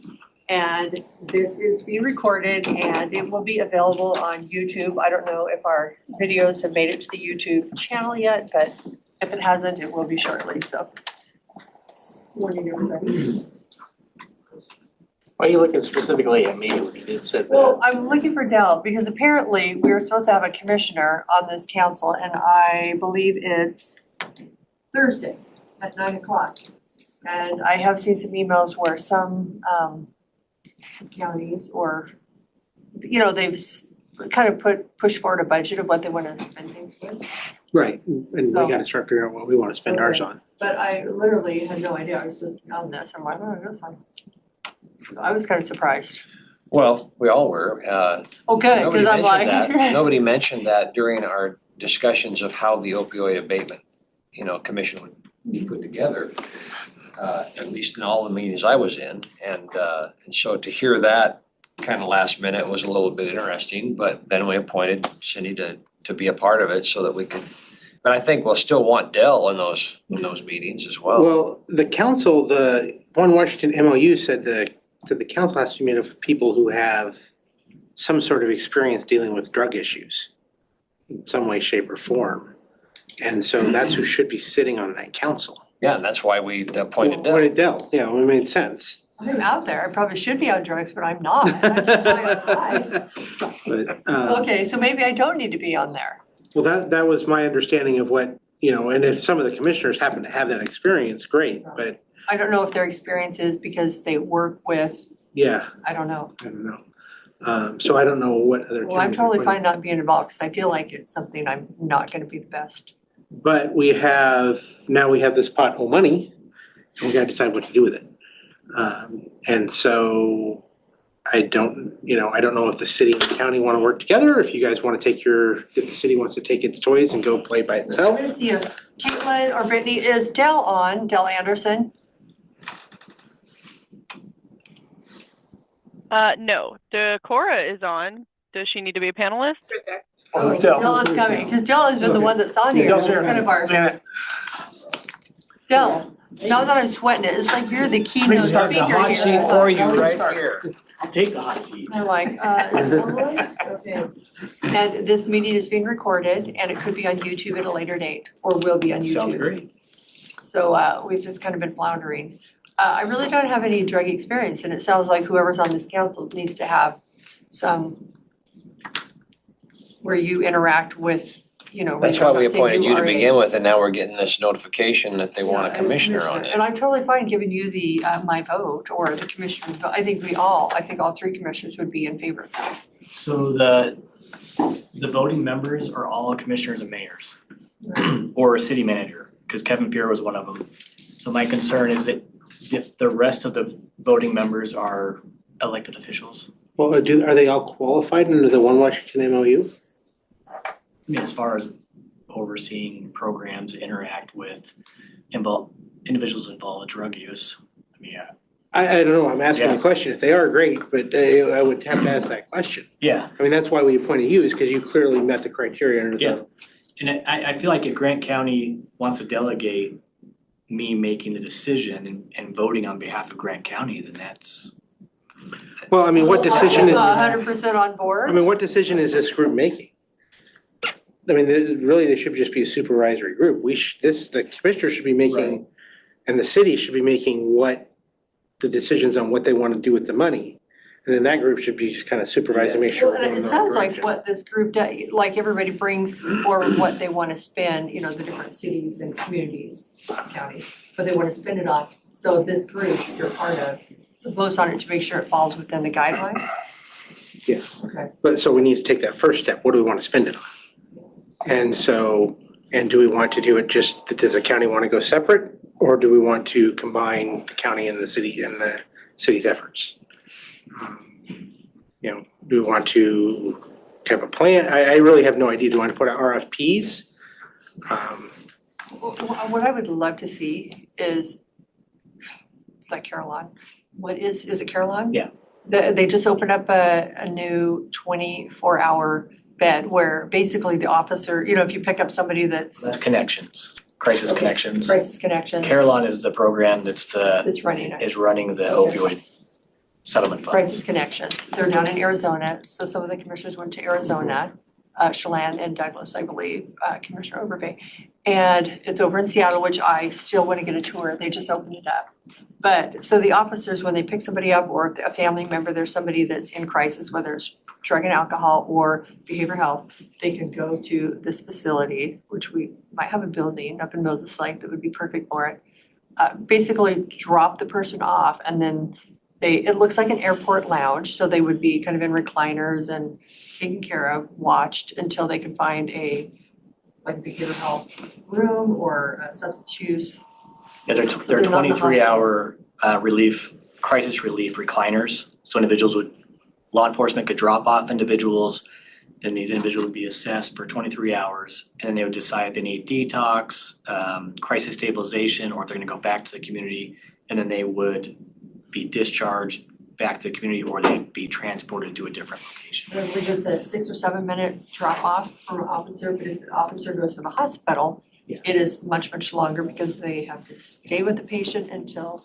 Anyway, I would like to see something like that, but it's probably a big. Managing a jail too, or Yeah. for managing withdrawal as well, that I keep hearing about, that's continuing to be an issue in the jails for individuals to have what's called MOUD or medication treatment for opioid use. So I know that's another Definitely, aspect. Yeah, I mean, We talked about that. so it seems like we have, 150,000 a year, is that what we're getting so far? So what was contracted, it's 149,000 or 141,253.82. Okay. For Grant County? For Grant County for the contract. But since we executed the contract, we've also received more funds into Grant County. And so in June, we can amend the contract to add those funds. Okay. So what's currently available to the county is 141,000. Do you know what the other amounts going to be? I don't have that with me. How much is available to the city, City, $10,000. yes, it was 29,000. Okay.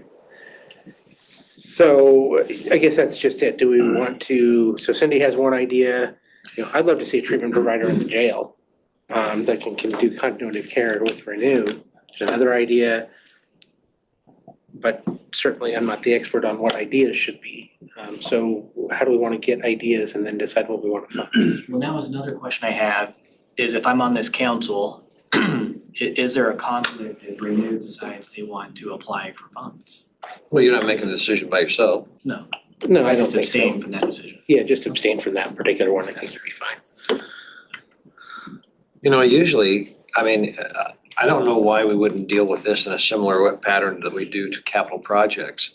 The jail says, we could really use this amount for these things.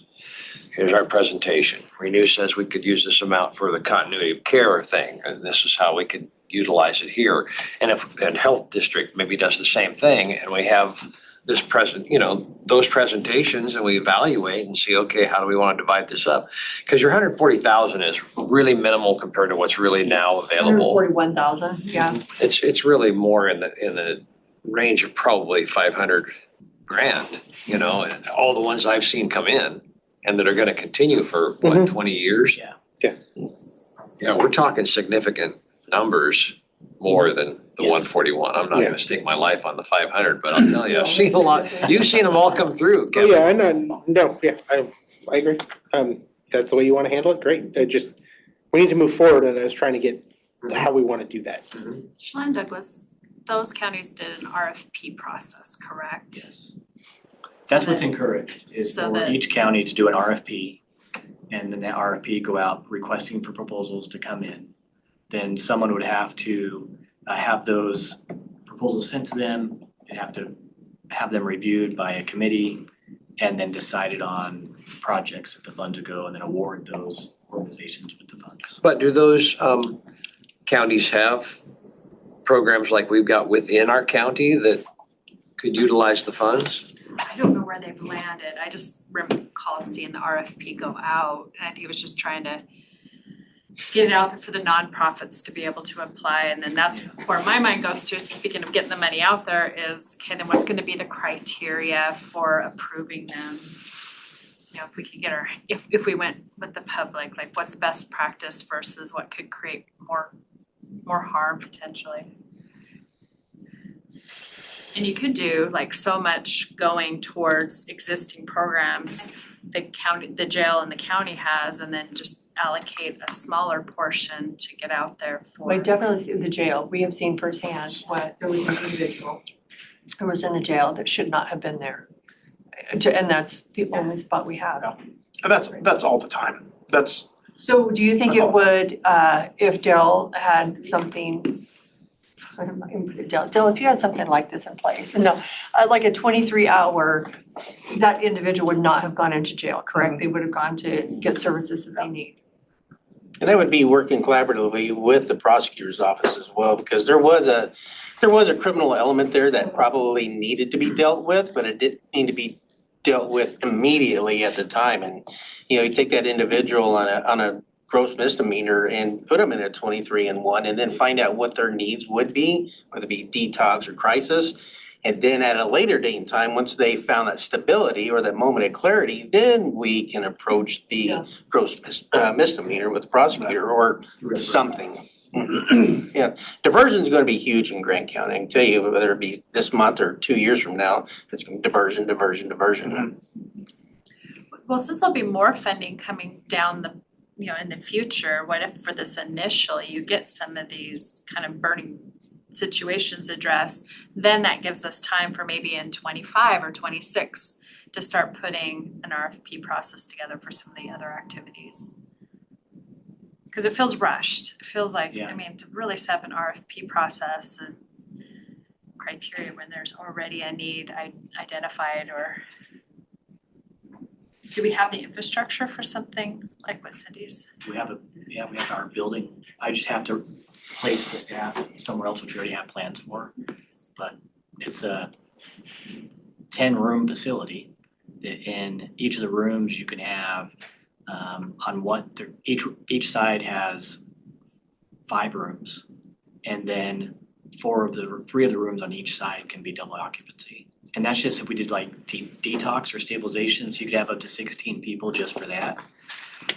Then we have a big open area that you could have these recliner chairs in, that would be considered those 23-hour crisis relief that we could do. So we do have the facility. It'd be the staffing aspect of it. But we have the capability, like as far as like a facility, to run either the 23 beds and stabilization, or the 23 recliners and stabilization, or 23 recliners and detox, but you can't mix detox and mental health stabilization.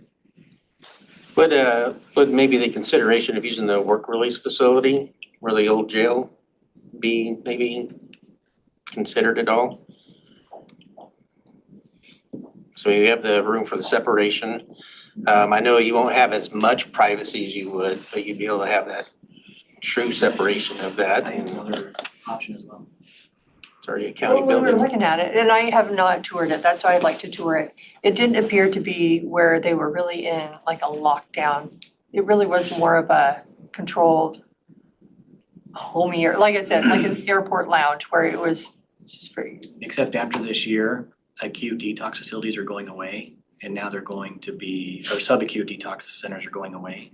And so now everything's gonna have to be a medical detox or a lockdown. It will be, Yeah. it will need to be, okay.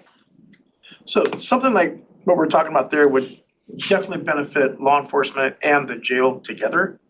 Because with all these sick people that we have in the jail with substance use disorders, and that really plugs up our booking area within the jail, which is our problem of accepting new inmates that need to come up from the city of Moses Lake or other municipalities or even the sheriff's office to where we can't accept them because we have people that are going through withdrawals that need to be treated that we're not able to do to that point yet. So once we can get that area cleared up, then we can start getting more people that where jail is the place for them to go, so to speak. So I think having that facility is gonna be a benefit to all the law enforcement agencies in the whole county, as well as the jail. Yeah, it would be huge for law enforcement, but also just for families, I think that you have yeah. no idea what you're supposed to be doing when Right. you're. Right. Yeah. You know, sometimes I think they might know the system and others, I think it would be a new situation, like where do I go, what do I do? Usually if somebody's hurt, you go right to the emergency room and now we have like a different. Different avenue, yeah. Is there a diversion's gonna timeline be to the spend key. this? Like, are they on the clock to have it spent by a certain date? No, not that I know of. So, So we just don't wanna forget about it. no, no one wants to forget about Yeah. anywhere between $141,000 to $500,000. You're not betting your life on it. So I mean, I guess my thing is, I'm all for ideas and I'm all for generating the piece and moving forward with them. And I can't speak for our paltry $29,000 and all of this. That'd be a city manager decision. And I have my first note that this should be city manager or the mayor here, not me. Which is one less meeting, which is cool. So the other question I have you guys heard of this Dr. Yusuf Khan? Yes. What's the story on him? And I know that I'm not trying to hijack the meeting, but I'm trying to figure out that is I've got both of those letters in my file as far as, it looks like there are groups from the outside saying, here's an opportunity. Yeah.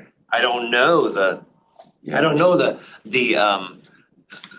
whether it's clandestine or whether it's really above board. I don't know. We just get these emails going, hey, we can help you with this opioid fund. Okay. So I ended up with I'm kinda going timeshare. So, and that's why I just don't know anything about them, but as I look to the treatment piece to it, because I'll be honest, and I don't disagree with you having that crisis piece and having that would help unclog the system, but ultimately what helps unclog the system is treatment and getting them totally out and or a combination, right? And so that's why I just didn't know anything about this. I apparently have a meeting with him tomorrow. Yeah, he's in town tomorrow So and his staff. You gonna meet with him? My staff are. We have a meeting with them too, Yeah, I think Thursday. So, and that's why I was just wondering if there was a timeline that this had to be, started, or not, or that we had to start drawing funds. Not that I'm aware of.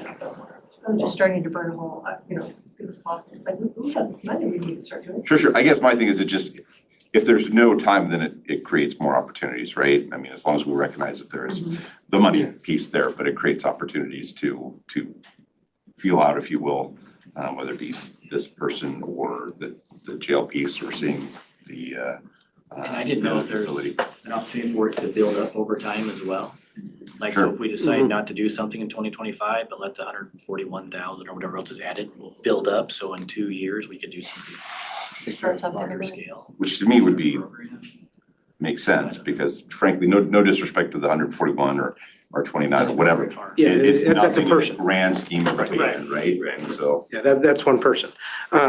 Yeah, but even if you let it build up for 2 or 3 years, you spend it all at once and then you're back to the 150 a year or something like that. So it's not gonna be sustainable in the long run if you let it build up and then, depending on what you buy it for. with the exception that you're talking about, capital pieces. Yeah, you could do or- capital and then- pieces, yeah. And then you have more of an operating cost piece, Mhm.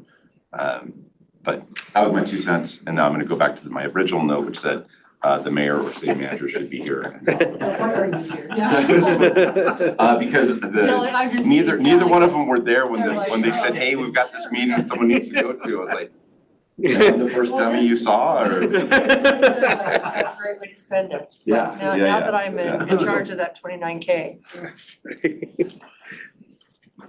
We did Well, the I step think we're back gonna part. see similar things to this physician that's coming to town this week is as the state opioid settlement dollars get distributed, there'll be opportunities. Cause my understanding, they are pursuing a grant for an award that's in Eastern Washington that's open to tribes and private sector. And so and it sounds encouraging. Like I said, we haven't met with him yet, but it definitely helps to feel about it. I'm really perplexed why it's methadone and not Suboxone but probably where their licenses are. But I know the city of Moses Lake expressed an interest in probably providing a letter of support for their application. It sounds like the applications are due next week sometime. That's for methadone? Yeah. I didn't realize it was that. But, and I just didn't know when you're talking about combining things, I guess, when you talk about the jail service and then the longer range piece, if there's a way of meshing those two with this group in some fashion or another when you talk about keeping things separated out. So anyway, that was it. Now I really am done, sorry.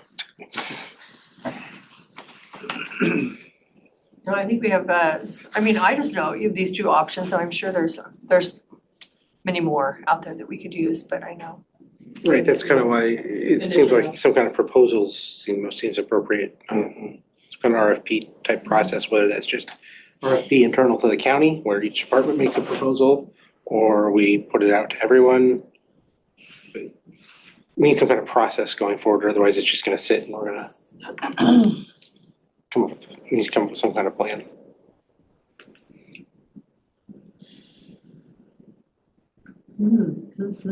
So what are the others doing? The RFP? So I thought they were a little, They First in Douglas County? yeah, Yeah, they put one out before anyone was ready to. that's what it sounded like they were. And Carolyn has offered to do the RFP process for us as well. That's an option too. Okay. But we do need to send something out from the county requesting proposals to come in. Are they gonna charge us for doing the RFPs if we decide to go that route? Other one. Are they gonna charge us to do the RFPs? To what extent, I don't know. They get a 10% admin. You know, we're limited on how much they can only charge us 10%, so. Okay. So maybe within that 10% it'll. Yeah, you know, the RFP process could very well fall into that 10%. So I don't know what the timing is on these different payments, but you know, in February, we were totaling 420,000. You know, and that's Teva, Allergen, CVS, Walgreens, and Walmart. Their contributions, and since then, we've had Some big ones. we've had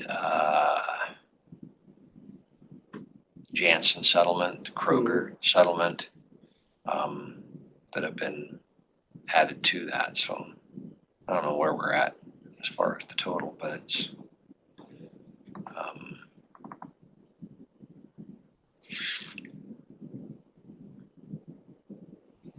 yeah, I'm just looking at the past. So Dale, if we did that emails. facility, doesn't insurance get billed or the state would get billed? I mean, there would be some Yes. capturing of, So there'd be a rate we would negotiate with the managed care organizations and any of the insurance individuals. Then we need to look at any capital costs too, if there's any renovation that's needed. The bathrooms would need updated. I've wondered if on the one side of the building, if we could build like a sally port. Because right now there's not like a place for law enforcement to come in and just drop somebody off. But that'd be a great place to be able to have some type of like a U-turn or somewhere that law enforcement could pull up and then bring people in and then leave. There could be some additional capital. I think some of that could just be through a capital grant through Congress or something we could apply for this next year. it would take, yeah, it would be kind of self-supporting. Yeah. Once it got up, and then I know there's a need in the jail, just for. So I guess, seems like the Janssen settlement for us was 547,000. over what period of time? This document doesn't tell me that. Yeah. It just says Janssen Washington statewide OPI qualified settlement fund, but it was received by Grant County auditor, and it's stating, yeah, I could be wrong on this, but 547,000 just on that one. And the Kroger settlement, I mean, I guess my suggestion would be to have Caroline just go ahead and do the RFP proposal. I mean, I think that's probably the most efficient way. Okay, so go out there And that way we can get formal, you know, if one of the proposals is your recliner thing, great. I love that, the recliner thing. Yeah, maybe a little more detail than that, but you know. Might have to change the name. Yeah. So they would organize the process, but not do the selection. Correct, where I think the commissioners have to do the selection, I think. The commitment is still keeping the dollars to each individual. Yeah, yeah, absolutely. And then you'll find out what the city process is like. Yeah, does the city of Moses Lake want its own RFP, or do you just want to jump on? I've got, Yeah.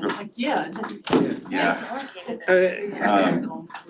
yeah, delegation without an idea. So, and I think it was delegated by a person that didn't want to just deal with it, who didn't have the authority to delegate. So, we'll have to check on that and see what they want to do. I know that the fire department has a program, the CARES program, that is always seeking funding. That was, the city was looking at, or even if they looked at anything, to be honest with you, so. Which I'll find out exactly when I tell them that they should go to this. I think we're all gonna be the same boat, like. Yeah. So maybe a checkpoint after the holidays Okay. and have maybe Claire on. Yeah. Walk us through it. And I think Dell, okay, so we need to somehow establish that you're the voting member. And You could just let Carol and Katie, Carol just respond to the email. okay, we'll take action. So I'm gonna put on my round table. So And I'm fine with that. I just wasn't clear if I I am had kind of like, hey, we have that to. delegate to go on I'm behalf. gonna make sure that we do this documented correctly. Unless somebody goes really out of bounds, I don't think it's that hard, you know, you're gonna approve whatever somebody says unless it's really weird.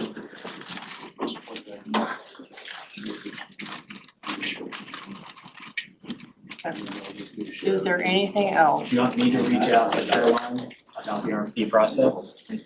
Yes, please. Danny, are you? Yeah.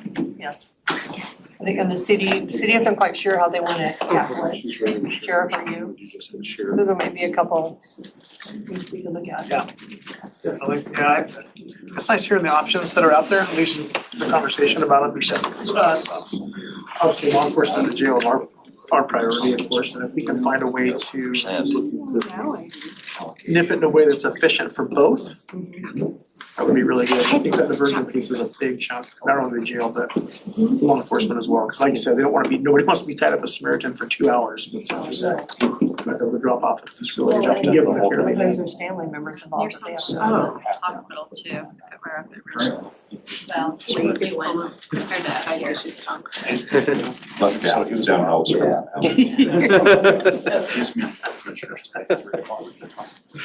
Okay, well, it is 11:58. We'll reconvene with, Carolina. About doing the RFP process and Update meeting today. Okay, so we are recessed until 12 o'clock. We have our elected officials and department head lunch. Thank you. Good to see you, buddy. Have a nice lunch. You got one.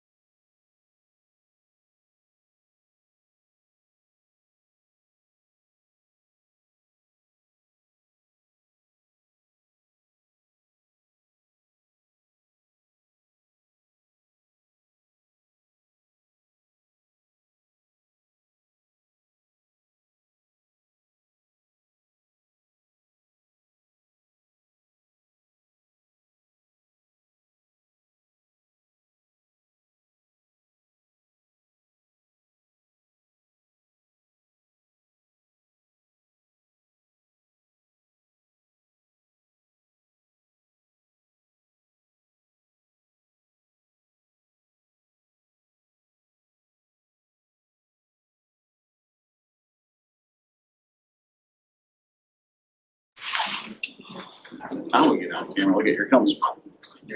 And we're on, we're live. Good afternoon. So 1 o'clock, we're here for the Commissioners Roundtable. Miscellaneous discussion, does anybody in the room have any comments for our agenda or anything else? I'm just gonna let Danny know, we had a meeting that was about 11 minutes long last week. I don't know if it was this meeting or, it's very fast. Very fast. And Madam Chair, the point is that when I'm here, meetings are a lot longer or what? We have to send everybody out early because we have nothing to talk about. Does anybody have anything on the agenda or something you would like to bring up before we get started? All right, so review of consent agenda items. Madam Chair, I reviewed them previously. You'll be surprised to find out that I don't have any questions on the agenda items this week. Part of that, I might add, is because We only have 13. legal review is going on ahead of time and I don't have all those questions going, did this get checked out, you know, and everybody's doing a great job and I just really, it leaves me speechless. Change has been institutionalized. Right, so- Did you say I need to be institutionalized? I said changes. I can take care of that, no, Danny. Thank you for being here, Dale. Dylan, saving the day once again. Okay, well, since we have nothing for the consent agenda, Missy, are you? No, I need Tom to come look at something real quick. Need to sign. Water leak. Actually, There's a First Amendment auditor here. Are we gonna take it? Commissioner district updates. This commissioner has no district update this week, except that, yes, I made it to Ukraine and back, and back. They are very exhausted from being almost 3 years in a war. And I got tired of seeing little parades go up the street of dead warriors being taken to the graveyard. Very hard. Everybody stops their cars. They get out, or they're along the street. They stand at attention or they kneel along the street to honor the fallen dead. And it happened multiple times while I was there, just in one city, just in one region. I went to the city square and they had the photos up of all the soldiers that had been lost from their city and their region, and they were posters, 2 persons per poster lining the whole square. So, you know, I thought, oh, maybe they've lost 30 or 40 from around here, but it was hundreds. It was pretty somber at that point. The people are making the best of it and they are trying to figure out what life is like moving forward. And I was really glad to be able to go back and hear the hearts of my friends and spend some time with them. Visited my daughter in Switzerland, her husband, and that was a more positive ending to my trip. So appreciate the opportunity of being away and my seatmates for carrying on. Well, we did a terrible job, Danny, don't worry. We had meetings just 11-minute meetings, that's what I heard. I would say this, it was a little bit difficult. I won't criticize my RTS department, but I took my phone and a tablet to make sure I could connect with my emails, and I'm slightly behind now because I didn't know they have this rule, and if you leave the country, you ain't getting into your account. So I was stuck. So, but I appreciate their concern about security. So I'm not gonna mark about it too bad. I just should have talked to them before I left and got the VPN and all that so I could get in. But So you packed extra stuff that you didn't need to? If you packed your iPad, your laptop? no, I just took I took a tablet and my phone. Right, well, hopefully you were able to enjoy your vacation. We have and one not more worry meeting about today, Madam Chair, with Public Works, and I'm gonna do my best to not jet lag out on you there, Dave. The rest of them. Well, I think we only have one item. So Public Works, what is that? It's not very long. Or was that last, I can't remember, they knew our attention span. It was probably because our attention span, Robin, attention span is very short. So last week, we were like, we'll keep it short because we can keep them in focus. Okay, hospital, for District 3, we just had Rob, Commissioner Jones and I toured the hospital, the sheriff was there too. The Samaritan Hospital, it is further along than what it looks because some of the rooms, like the birthing room and that's where the families can come and kind of start and finish. Apparently, some of the birthing rooms are utilized by not just the mom and the dad and the new baby, but grandpas and grandmas, aunts and uncles, friends, neighborhoods, but they are probably this room to here, they are huge. So, it's kind of impressive to see, and they have a quarter in the front for the x-rays and things. Labs will be in the front of the hospitals, and then the back of the hospital will be, you will go to floor 3 currently in the hospital. The patients and the visitors are using the same elevators. They have different hallways, different elevators. I don't know, it's pretty impressive, but some of the rooms, they're really finishing them up. So they're drywall, painted. So I'm like, no, is this a 2-person room? Because even the regular rooms are pretty big. They're like, no, this is only made for 1 person. And they do accommodate visitors. So I think they'll have some kind of built-in benches or beds that family members can stay with. They have a lot of overnight guests with their patients. So it was just good to see that, to see the hospital. And they have a fireplace, and they don't call them waiting rooms, they call them, I think, family rooms, family areas or gathering rooms. And they even have a reflection room or reflection pond, so I know, reflection area. So I know the sheriff is looking at, how do I get this in my, how do I get a fireplace in my office? We can put a reflection pond at the jail if you'd like. Reflection pond, yeah, we do have a pond, but they have kind of a little. Certain times of year, there's gonna be water in them. So, no, it was very impressive. And they don't have any more beds, because I have heard they're not really increasing their bed size, and I thought that's really weird. I would think that you want to increase your bed size, but when You they mean built the the hospital. number of beds? The number of beds. Yeah.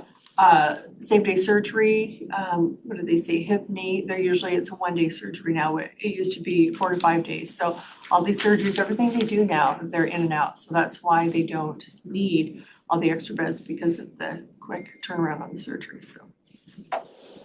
Yeah, it's very interesting, so if you have a chance, go tour the hospital, it's pretty impressive. And if there's something else that happened, it's obviously failing in comparison to the hospital tour, but there probably was something. Don't forget to vote.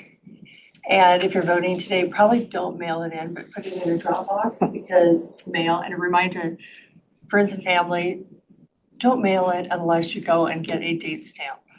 So. Yes. Throw out hundreds and hundreds of ballots and people just don't get it. It's pretty sad. City of Moses Lake, ARPA, Danny? We're receiving some strong indications that the city of Moses Lake, after purchasing some pallet shelters for their homeless outreach, are not going to utilize them. And no official indication at all at this point to us about their intent. But speaking with Cindy here at the table, I'm gonna just say that's about a $680,000 ARPA grant that I believe that we will be needing to recover, because those funds need to be used I do elsewhere. believe I read that it was fraud, a great opportunity of fraud. If they can't take the federal money and then sell it, they have to. Well, I believe the case would be probably that if they sold it and then used the funding elsewhere, that would be fraudulent. But if they sold it and then used that to pay us back and pay us the rest that needs to be returned if they didn't get the same price they paid for it out of it, that would be fraud. But I think they can sell it and then return the funding to us plus whatever they didn't get, which I am I'm not nodding strongly, because I know, I'm just like, if they're not gonna use it, they need to just, I would feel, pay the county back and I'll let them worry about where they get the money. yeah, because we need to utilize that. And frankly, we're a month and a half from being able to finalize any allocation of our ARPA funding. And any delay that they're going to do without making an official announcement to us and let us know what they're gonna do about this is delaying our opportunity to allocate appropriately. I think we need to make some contingency plans, figure out where that stuff will go to immediately once we get it back. We do have some needs in the area of our, I believe that was allocated out of the county allocation. And so, we have some requests that were out there. We have a coroner's office needs to be utilize some of those funds. So I think we'll be able to use it, but it's a little disconcerting. I heard about this. There was rumors of it prior to me leaving, but I heard about it while gone. And so, yeah, that's in the wings. Mhm. I think that's all I have for that item. Just that we need to move forward with reallocation as soon as possible if this isn't going to be utilized. So, and I think we need to do that whether they get the money back to us right away or not. That we reallocate what we know is coming back. Make some sort of official decision on the reallocation. So I'm looking at Tom. I'm looking at a coroner's office. I'm looking at Dave, and they were looking for some gas tax, help. But yeah, that's difficult to make some of these decisions real quick when you get last minute information. I just want to hats off to Mandy for doing a great job with our budget. I do want to announce, to be transparent, we have a budget meeting coming up. Is it the 18th, Friday the 18th? Friday the 15th. Of November? Yes. Okay. Friday the 15th. We need to flip our calendar over. Okay. Friday the 15th and I'm still October. I'm not before my pocket. So the commissioners have not heard whether we're taking, $4 million out of reserve, $7 million out of reserve. We did have a meeting with Mandy and we did kind of look at the capital. We did not remove any capital, but we just tried to assign, whether it's law and justice or whatever account we could. We did have one addition, that was a path and trails, so we did not remove anything. But we probably, it's an open meeting, but we will not be discussing probably employees, like how many employees we're gonna be able to hire. We're just trying to get the final numbers of our budget but you're more than welcome. We'll probably be scheduling another meeting after that and kind of really going over the capital, like, do you need to, I know we need a ballistic vest, but do we need this, we will invite everybody to be a part of that meeting and some active participation. And I assume that second meeting after the 15th, we'll also be looking to see what our funds are on, yes, it's a go, you can hire 2 employees, or no, we're gonna wait, So I just wanted to be very transparent. We do have a meeting. We're still trying to get, as far as I'm concerned, a kind of a final numbers on the budget. It's like what we can take out of reserves. Danny, do you have anything to, Mandy, do you have anything to add? Mandy's been great, so getting thrown in there. She's had, when you started, you had to finish get the information to the state auditor's office, new software, rolling into a budget that she's never done before, and a new team, so it went well considering everything that was thrown in there, so thank you.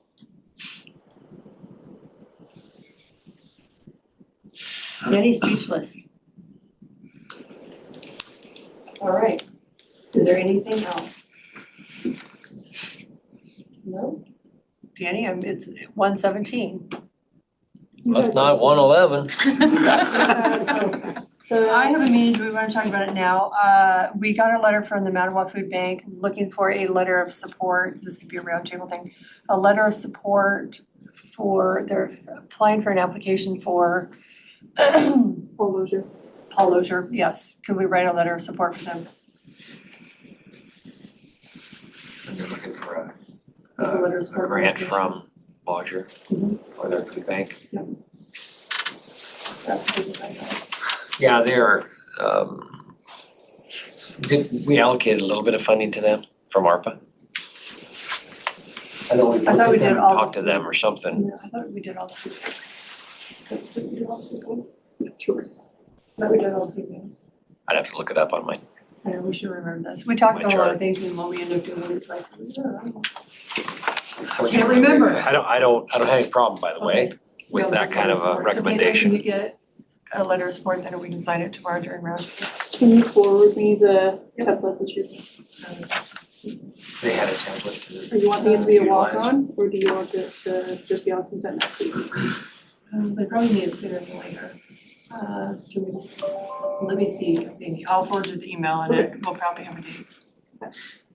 I did notice, Madam Chair, that we have a meeting in a little while with Grant County Animal League Outreach again. Yeah.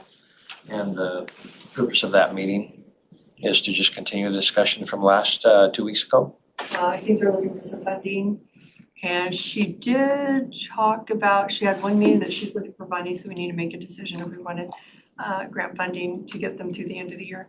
And I don't know if this is the funding one or the building discussion. Tom, are you aware of this meeting? Is this the one at 3:00 today? Yeah. Vic Lombardi from City of Moses Lake will be attending. I don't know. He's gonna be talking to you about a long-range plan to fix the animal shelter. He's gonna be framing it a completely different way for you. I have More to come. at this meeting with Sarah Tweedy, but We had she doesn't have another any one with mention of her, being, with Victor. and I thought we had another one with her after today's. I thought. And we might. I'm really scared to pick up my phone and look, but I'm trying to stay off the phone. Try. We'll get back to you on that, Tom. I don't wanna steal Vic's thunder, so. There's not another one with this Meet with you either, guys. Okay. but I can when I get back upstairs on the calendar. Wants to get a triple. Well, if that is all. It is 1:20 and we are in recess until 2:00. Thank you for your time.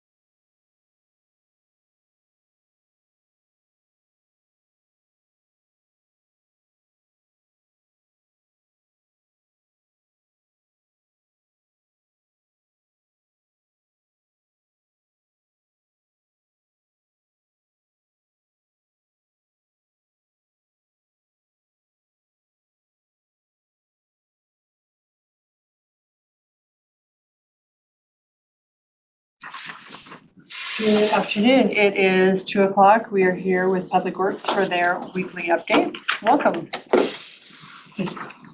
And I thought you had a short agenda this week, or am I thinking it was last? Okay. We do. Very We were short. talking about it, I'm like, maybe I'm, oh my God. Well, one of the things that we wanted to discuss was the way that facilities is worked for Public Works this year. You know, we switched from having control over ourselves to being under Tom and Kevin's umbrella. And Tom and Kevin, they're not the issue. The problem is, you know, we're doing stuff like paying a bill, Central Services pays it, and then they bill us because that bill potentially is coming out of one of three funds that we oversee. So it's doubled, at least doubled our admin cost. Everything's taking longer. And Vanessa's caught up in this as well. It's not working as well, we feel like, as well as it was when it was under our umbrella. It's just added another layer of admin, another layer of oversight. Kevin and we're trying to work with him, but now, and it's just another communication where the communication can break down, or, you know, it's no one person can manage the issue, it's the process. So we just want to discuss before the new year the possibility of it returning to the way it was prior to this year. So is it, I think why we did this is just so that the employees were all, because ultimately Tom is responsible for the buildings, all the building or maintenance, you know, the county buildings, even though Public Works is a little different. Yeah, because I'm not so sure of that, because I believe all the Public Works buildings were built with ER&R funds. They didn't come out of general fund. General fund didn't pay for these buildings as far as I know. I think ER&R paid for all of these buildings because ER&R equipment is maintained there, stored there, that type of thing. So, yeah, there's some, Tom's nuances. But I don't know where the benefit is for either Public Works or for Tom and Kevin. They get no benefit other than more work, but it hasn't benefited us in any way, shape, or form. But I don't know that they should be necessarily in charge of those just because they are ER&R funded. They are still Grant County buildings, don't get me wrong, obviously, but they're not out of the general fund. And that speaks to when they told Sam and they told us this year that we would be responsible for the employee wages and they would be taking care of everything else, parts, capital expenses. Well, and I know. And then they come to you guys and you're like, no, they're gonna pay that. You guys have your own budget. Right, so then why are we going through them if we're paying our own stuff? Why are we involved in it if we are a separate deal completely? If we're gonna pay for all of it, why are we letting somebody else tell us? You know, because right now that's what it is. We're having to go through them and they decide whether we do or don't do stuff to buildings that they really, honestly, I don't know that they've been to all the facilities yet. I think there's a couple of them they may not have even visited in this time. Problem, again, Sam Castro never voiced any concerns. We met with Tom a couple months ago. He said, I never heard any issues. He was shocked that we had all these concerns. Yeah, because Sam never said a word about it. Well, we were all telling Sam how things weren't working well, we weren't getting things, whatever, and he wasn't voicing those concerns with Tom. They weren't having any communication. And again, I think Tom's of the opinion you guys directed him to do it, so that's what he's going to do, you know, right? He's gonna do what you guys have directed him to do, but I don't think there's no benefit to them taking on 9 more facilities. So when he buys parts, see, and this is, I think, where it's confusing. So if you were to go buy a part for a new air conditioner for a building, does it go through Central Services or would they directly bill you? It goes through Vanessa and then Vanessa pays for it and then bills you. So they don't just charge it like at wherever. Let's say Lowe's, charge it to you because it was well, because Central Services doesn't know which fund that's coming out of. So they pay for it. And this is the same with our utility bills, everything. And then they turn around and they send us a $50,000 bill for the month. We have to go through that entire bill. This invoice is 101, this one's 510, this one's 401. the wages, X amount of hours. Could they, I just, when they purchase it, is there? Yeah, I guess, I don't know who would know. I know what you're trying to say. You know, I just kind of think, like, but- what could, if, But then Vanessa and Tom and them are not in charge of 401, 510, 101, so how are they billing it out that way? That takes Or our just when they- accountant to do, charge, yeah. you know what I mean? They're And not, I don't think any of this was done on purpose. I think, maybe Sam, somebody, communication breakdown, I don't know what it was understood, but we work out of 3 different funds. And if you buy an air conditioner for solid waste in 401, you can't bill 510 for it. Most everything else they do, it all comes out of one fund. It's just billed and here we go, we're done. We can't work like that. And I don't know if that was fully understood when this was started. So previously, if you had to buy something, who purchased it? Brian Murray would take the lead on that. He's been the manager for our Okay, facilities. he'd purchase it? Yeah, and then he would just code the bill according to which fund it came out of. Our accountant paid it out of that fund, and we were good. Same with payroll. They would just bill X amount of dollars to 401, the 3 different funds, and we were done. Now Central Services is doing the same thing with the time card. They're cutting his check and then billing us, and we pay them back.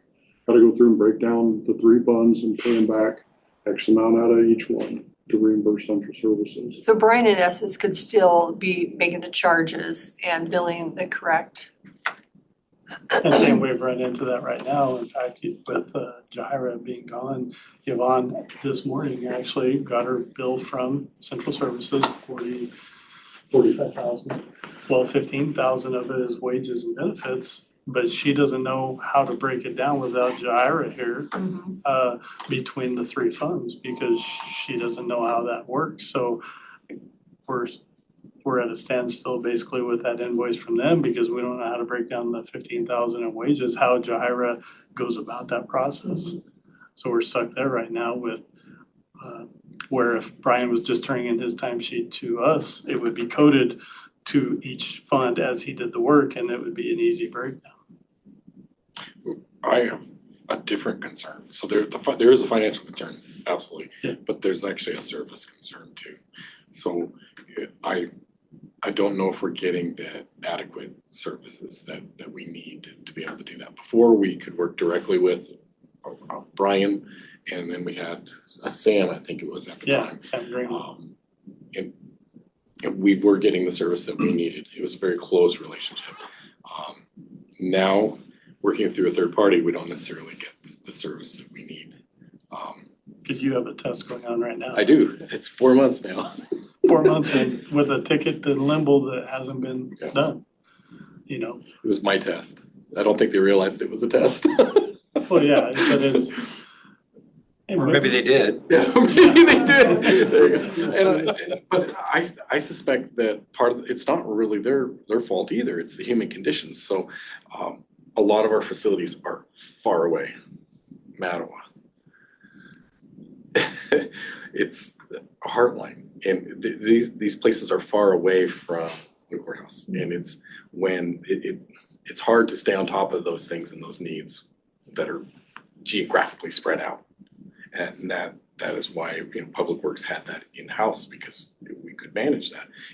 So now we have to go through a third party, and it's hard for them too because they would have to get to know all those facilities to be able to manage them, and that's going to take time. So right now, I don't know if we're getting the service that we need. So Brian is not, I know if they need help, others will go help, but I thought Brian was pretty much like 100% working for Public Works. Yes. But then He's it's not kind of. enough. We do need one other person, and that was you actually brought it up perfectly, that they explained to us, we could bring in staff from another area to help out. Well, I haven't seen that. Okay.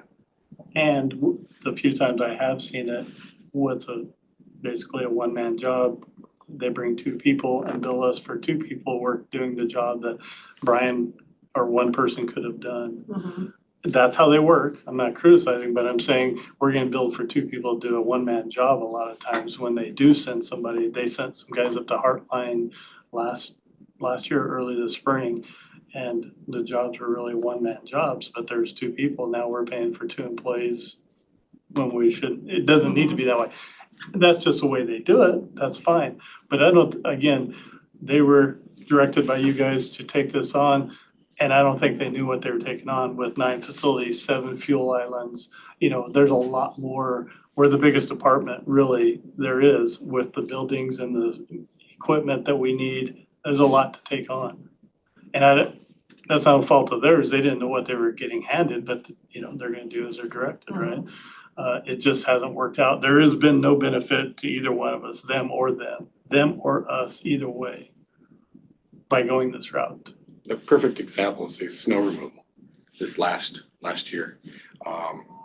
We were directed to call them for snow removal, but the reality is our facilities are everywhere. They're going to get to the courthouse and they're gonna get that done.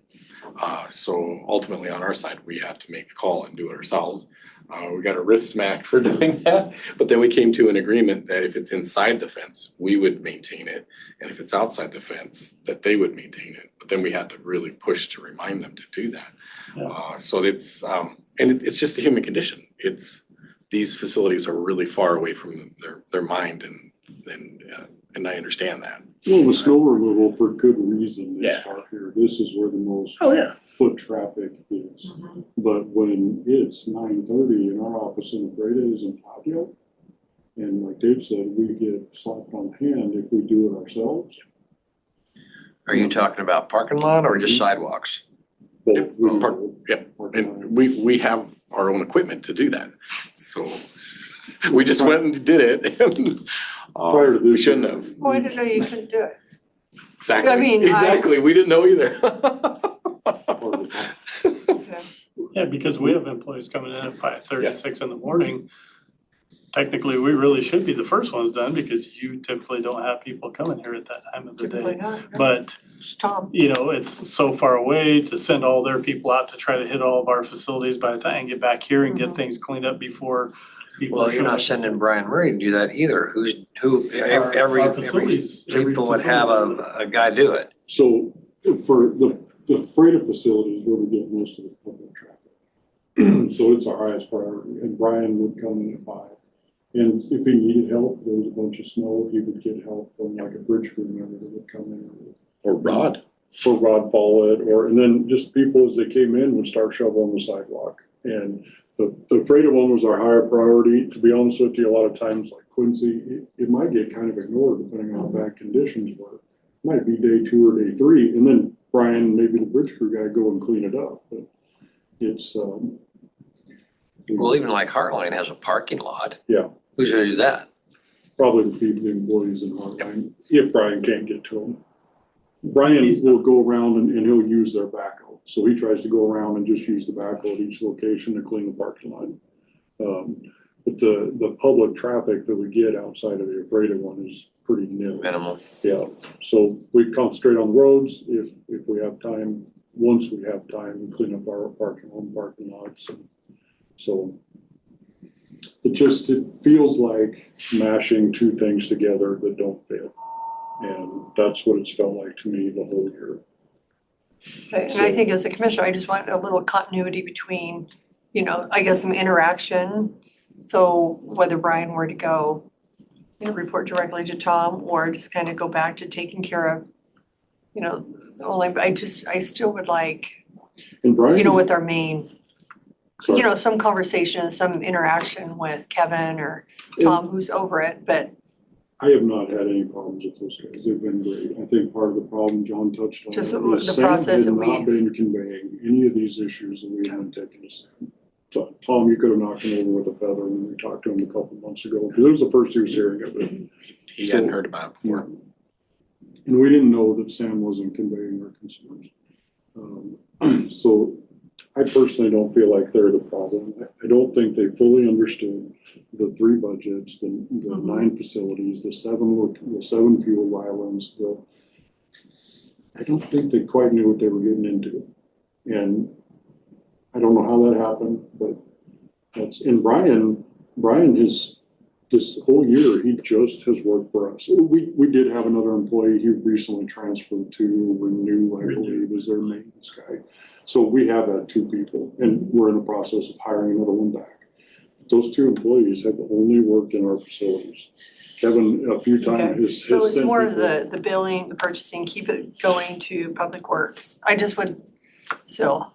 Yeah, because I mean, if we're gonna give them $500,000 a year, which we've never spent before on facilities, and then this year they asked for 560, then why aren't we just taking care of it? If we're giving them $500,000, why don't we just take care of it ourselves? Because it was Probably working. more discussion. Yeah, more, It was yeah. working before. And we did tell Tom, like, bring them all, get all the maintenance together. We want it kind of more of a central. But maybe Public Works needs to look differently, still interact with, but control your own budget. On paper, looks like a good idea. It just, in my It's not opinion, working. hasn't worked. It's obviously. Hasn't worked as well as the old version. How's that? And it's important for us to communicate that. Yeah, no, it It's is. inefficient, and I think Kevin, we work with Kevin quite a bit. I don't know Tom quite as well. I think they're great guys. I get along fine with them. The issue is not them. It's just, I think, the process. Yes. And anytime you double the admin time that it takes, you double the payroll, I mean, that's. What would happen in this scenario if you were to go back and part of a roof blew off, or parking lot broke up, or windows got broke out? Does that become your problem, or does that become That's our problem. Tom's problem? It's our problem. But I think like a situation like this is where there needs to be interaction, because I think Tom or Kevin could be involved, but I do maybe think we pulled it in too tight and we need to maybe look at how we've. Yeah, well, but in your situation, even this year, Danny, it's still our problem. Regardless of how Central Services fixes it, they just bill us for it. So at the end of the day, it's our problem, whether, maybe I wanted to use Jeff and Brian to fix the whole thing because they're fully capable and it's gonna save me $10,000. If they decide, nope, we're getting a contractor, I just get billed for the contractor. They still gotta pay for the window, they still. And that did happen in Heartline, our heat pump. We've been having trouble as a boiler system. And we've been having trouble, in fact, the year before last, the shop got down to like 34 degrees because it wasn't working correctly. So Brian finally got somebody that knew boilers, got him up there, got it going. Well, then it has two different valves, two different pumps. Well, it was 1st of February, we had about a month left roughly of really possibly cold stuff. Instead of using that guy, because they didn't know any different, we had some trouble with one. They sent Basin Heating, didn't know anything about it. They broke it. We didn't have heat for February this year because we got somebody that had no idea how to work on boilers, and they made it worse. They took the one that was gonna work, as I understand it, our secondary one, and made it where neither one would work. So we were out of heat for the month of February, instead of us having that ability to call our contractor that we had used previously. And we were out of heat for the last month of winter, basically, again. And that's communication, but in the beginning, and not to speak poorly of anybody, but in the beginning, we got a lot of this, these are our facilities and we'll do it our way type of stuff, instead of, you guys can't move offices, you can't move desks, you can't paint this, you can't do that. We got a lot of that in the beginning.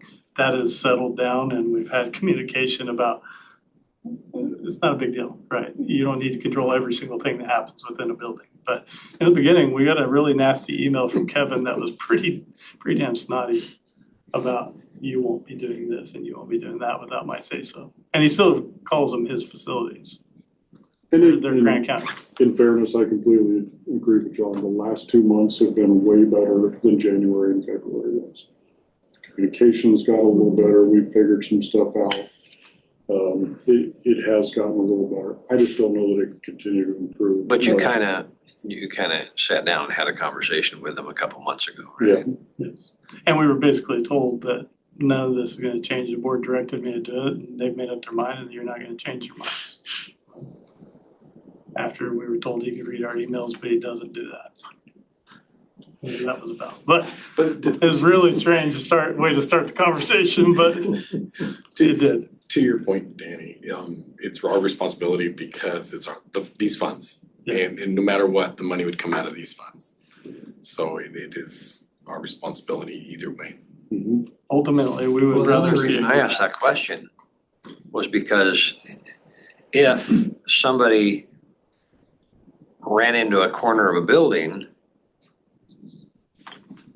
Brian and one other guy might not be able to fix it, but the central service could send a crew and you probably could do the work. But they could do that even the way we had it last year. We would give them the numbers to bill their time to. You mean 2 years ago? 2 years ago, yeah. Yeah.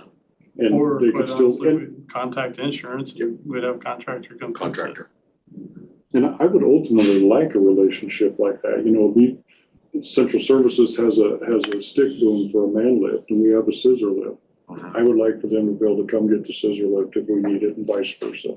I want to do that. If we could use them to help repair the corner of our building, let's let them help us. Well, it sounds like we need to visit with Tom and Kevin and see what we can do. Yeah, I didn't realize it was so complicated with the billing and I think you're paying with very, very little control over what's being done, so.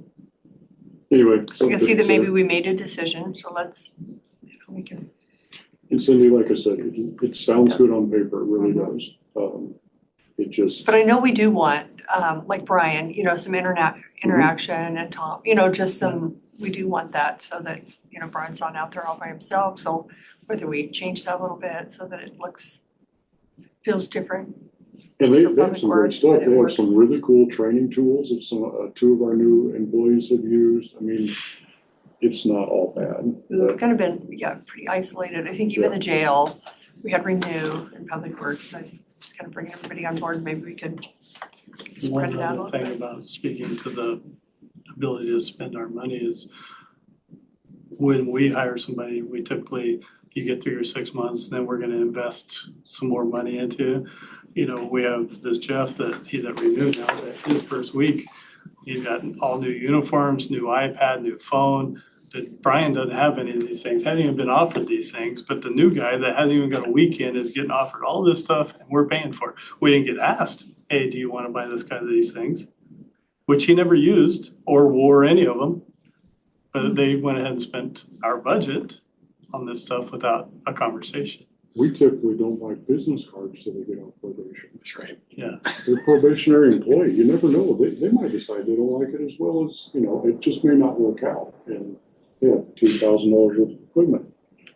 So, I don't know. Something to consider. Yeah.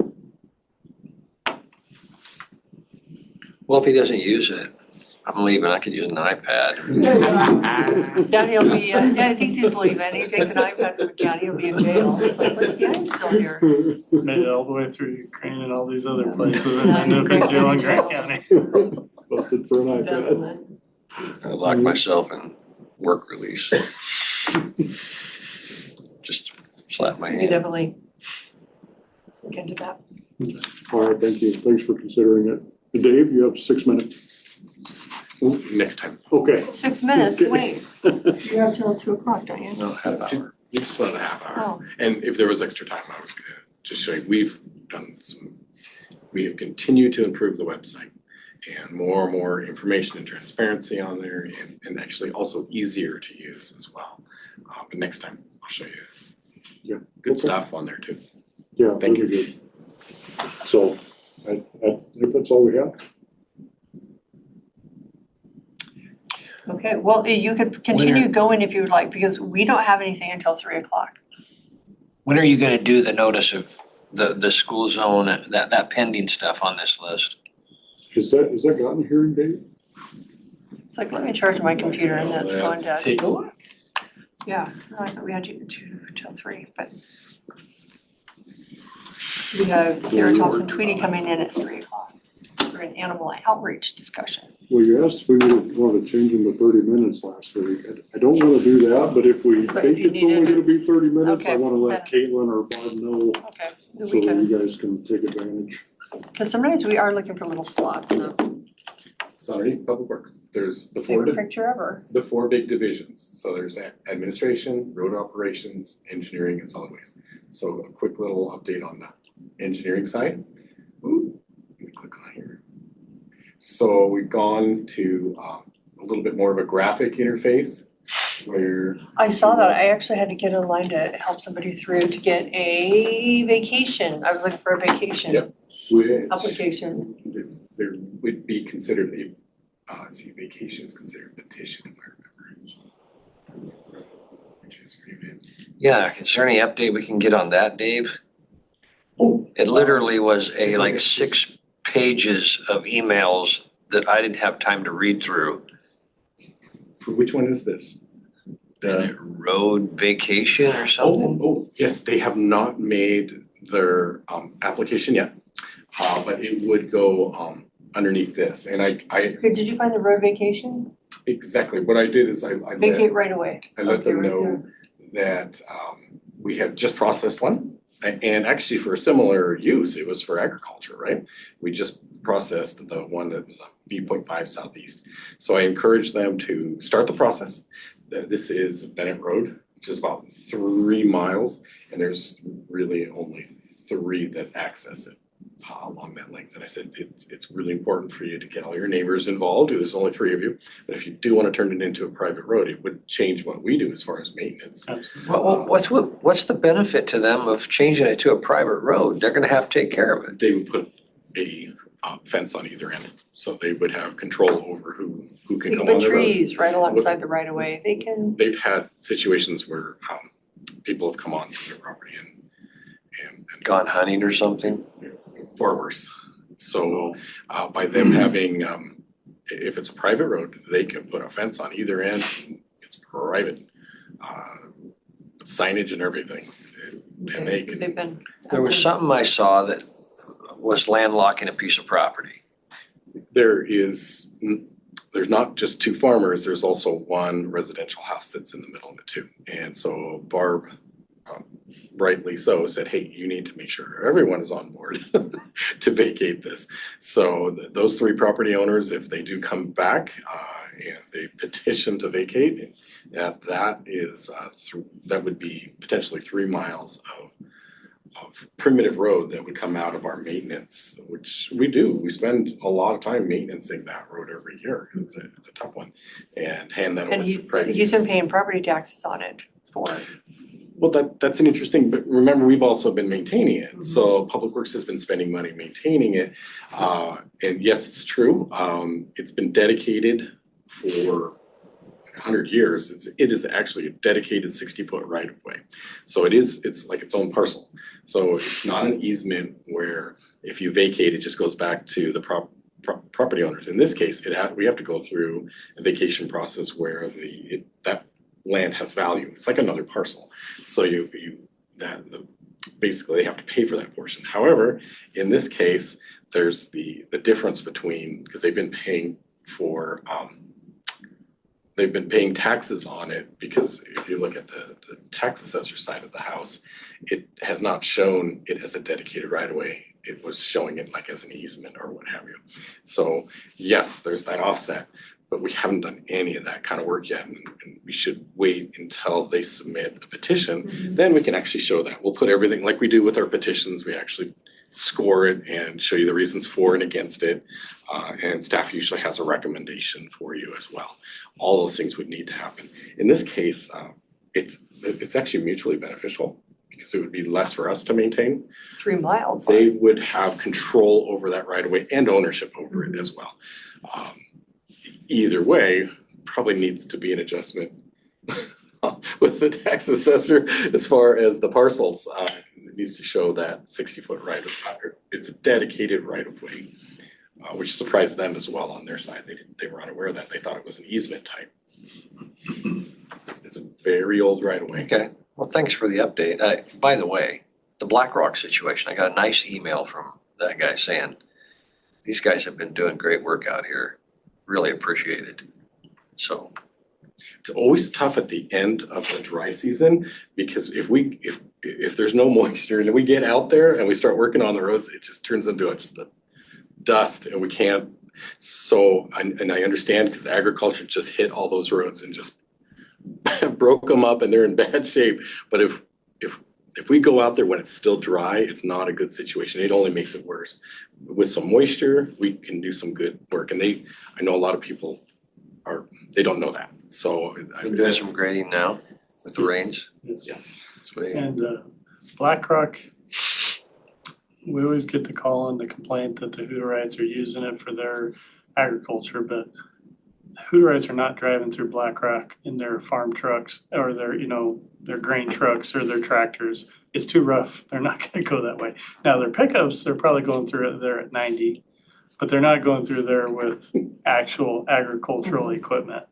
And so they're probably beating it up, just not the way they describe it. And of course, the north end of Black Rock is good and straight and easy to maintain. And then you get into this weird, a mile or two of this jagged. Dodging rocks. Yeah. Probably. And Dodging rock plateaus out there. where it is I don't even know if it's prescriptive right away or if we have right away through there. It's probably prescriptive. We can't go put a bunch of money into really fixing it up because I was surprised last year I went through it and each one of those holes was probably 2 foot deep in water. It has nowhere to go. So it just sits there in these big ponds in the middle of the road, but it's not our right of way. It's probably what kind of road I was saying? Prescriptive right of way, but we can't put that kind of money into fixing it. If it were our right of way and we were gonna straighten it out and really put it'd be different, but it kind of is what it is. There's just nowhere for the water to go. They just sit there in big giant ponds or Perched on probably rock. 4 or 5, yeah. And it'd take a lot of material to cover all that rock and make it maintainable. Culverts, a lot, so. Is it a primitive road? I believe it's all primitive too. Yeah. And they have every right, by the way, Ag has every right to use those roads and they should. Yeah. And at the end of that season, and when we get moisture, we'll go maintain them. And then there's always that period where they're upset with us, because why are you guys holding off? Well, we're waiting for some moisture. That's the Hutterites are always calling in. We'll run the water truck, we'll get you water, because they know we're not gonna go do it until there's some moisture. And then we go out there and they don't bring the water. They're there 2 days later after we're done and it's all dusty and they wanna keep the dust down, but not there for the grading part of it. Sorry to squirrel on that, Dave. No, it's good stuff. And I'm actually thinking of a way that we can present that somehow during that time of the year when everyone's just aggravated because those roads are beat up, but we're waiting for some moisture. And I get it. That's when we get all those complaints. Rock raking can only do so much, it won't cut out washboards really. It just moves the rock back into the road. They're out the next Well, day. Dave, when they Yeah. Google, maybe you need to just put Yep. like, I know your roads are, bumpy, but we cannot do it unless there's moisture. On the bottom of the complaint form. Remember, we need some moisture Don't to you have that maintain the little roads. thought when you float out an idea? Yeah. I've never heard of that. I'm gonna float out an idea. Richard Stevens said that. We just started laughing like, I'm gonna float out a bubble, a little bubble like the cartoons. So you need a little thought there. Yeah. With your cartoons. In But yeah, addition- no, I actually was We there. actually have contact names for those staff members that work those primary areas Do as they well. know that? Do they know their name from the internet? It's They may just- be mad. It is just their They're gonna be a email period. address. They're gonna be Those are mad. all It's phone like, don't numbers. put my name on here. People Some- just call and There was one staff member that requested not to be on there, but everyone Well, else. we might have a few more after That's true. we get a laundry. Including our new road construction window as well, so that the contractors can see. And we're gonna just start filling this in, so even you can see what the bid tabs are, who it was awarded to when it's Oh, completed, you have et all of cetera. them on there. Look how Working on it. transparent that This is. is brand new. This was just today. In addition, another thing that we've been working on today, we'll have that before you in a few weeks, is underneath admin, new ER&R fund area. Basically showing rates, purchasing, and a draft ER&R policy as well. So we're working on it. Okay. I think it's good to have it up there, not just for the public, but also for our staff, because we have a place to go that basically outlines what we're supposed to do in those areas of responsibility. So why don't we have a fun picture like that in our hearing room, right there, that road grader? Oh, yeah, that would be cool. I know where I can get you one that's a little bigger than those. That's a good idea. In John's office. We used to have one in up there, the Cooley corridor. Somebody was in their shorts, some blue like t-shirt material shorts. It I'm like, disappeared? well, no, somebody needed to burn it. Oh. And I'm like, why do we have, those actually need to be pulled together. I don't know who separated them so far. But yeah, that would be really nice to have. Stop by and I got 3 different pictures blown up to, We one of should, them's that one and then another We one should with put that it down same there. grader plowing snow down in Mattawa. And then one of a line of There was snow in dump Mattawa? trucks, lined up for seal coat on, I think it was Road 3 out of Moses. Really nice. So I said, so I can get you that photo. You just need John to take a day off. And one other area of note is the road planning area as well has continued to grow. So the 6-year planning that we just went through with the resolution, our annual road program for next year is up there. In addition, what we're doing next year as far as the grants and what projects we're working on next year are all available. So The website has been very nice. We spent a lot I've of time. heard that we're being used as an example now because we're now presenting so much and so well. Some I've been hearing back. Well, it should help with public records requests if they have one. So yeah. just go to our It's just right website, it's online. right there. It's right there. Exactly. Ultimately, we want to go to that point with as much as we can. Yes. Yeah, no, I was looking for the vacation. I think I was looking for road vacation, not right-of-way vacation. And I told them, like, hang tight here, the website's new, so I've got to really look through. And something totally different is telling people, we check our website, because you can do it on there. So most of our stuff's under construction. All of our permits, by the way, this is in the last month, we just moved over to online 24/7, all of our permits. Public Works now. So if you go to notice it's the first item underneath there. If you click here, you can see that we have an online permit for everything. It's still possible to do it at our front counter, but all we'll end up doing is putting it into the online, our staff puts it online. And then you can take a payment too, because before there was an issue with the payment. All the payments can be done online. So we have them make an account. One account, they can do hundreds of permits out of that. They just need to log into their account.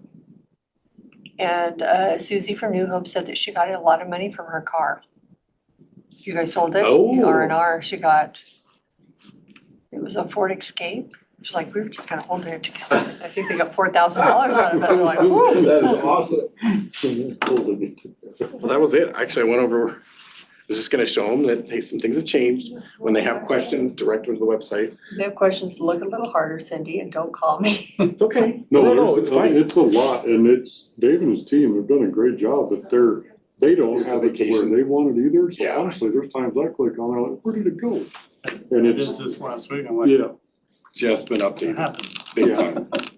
Well, and Dave's idea to put the ER&R, even though we're still working on that, we'll have to have it. maybe It finalized really helped. Wednesday. It helps Well, us I'd like to drive read stuff, forward. because sometimes people ask me, hey, what did they end up paying for that road? I'm like, It's right on there. I had the bid opening, and it was about, we don't even do the bid openings now, so.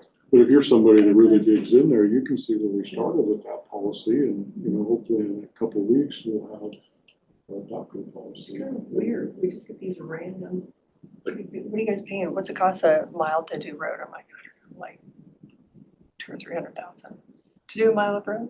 I'm like, I don't know, I'd have to ask. What is it for a mile of road?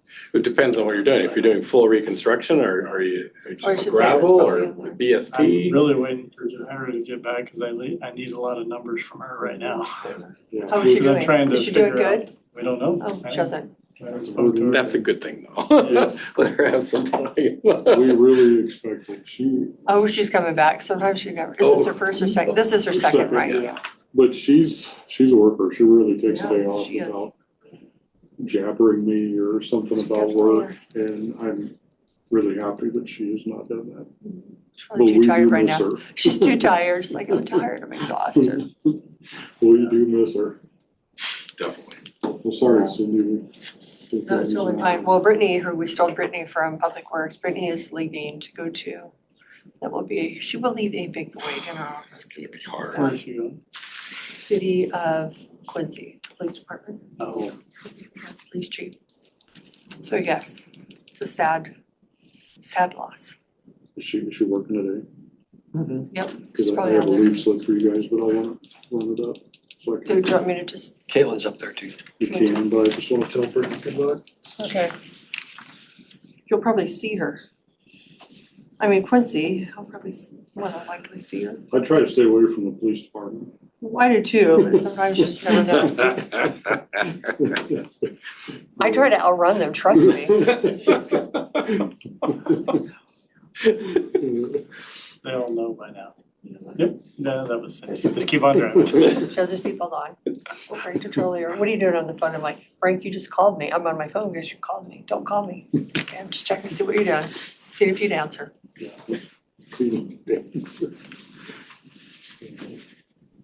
Thank you. All right, yeah, Thank you. Okay, it is 2:42. We are in recess until 3:00 and we meet with the Grant County Animal Outreach for a discussion. So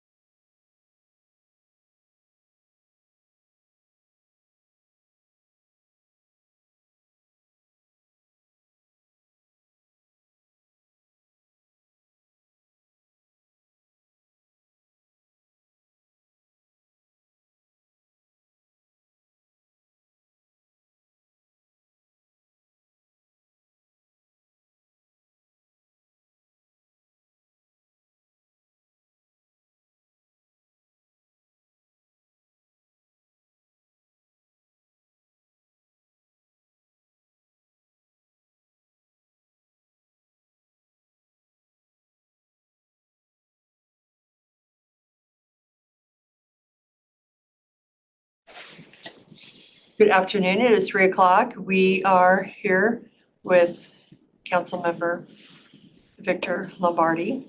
And we are waiting, we actually have a meeting with Sarah Thompson Tweedy, and we are waiting for Sarah.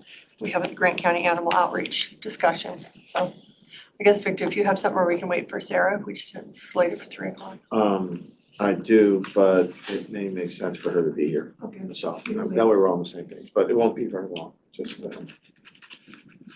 Oh, and this meeting is recorded and it will be on YouTube at a later date. wow. Celebrities, YouTube There's a celebrities. chance that I could have a fan following on YouTube, is what Maybe you're one or saying. two individuals, yeah. Okay. Like, go viral. That's it, yes. And commissioners, you do have 2 call-in users. Okay, thank you, Caitlin.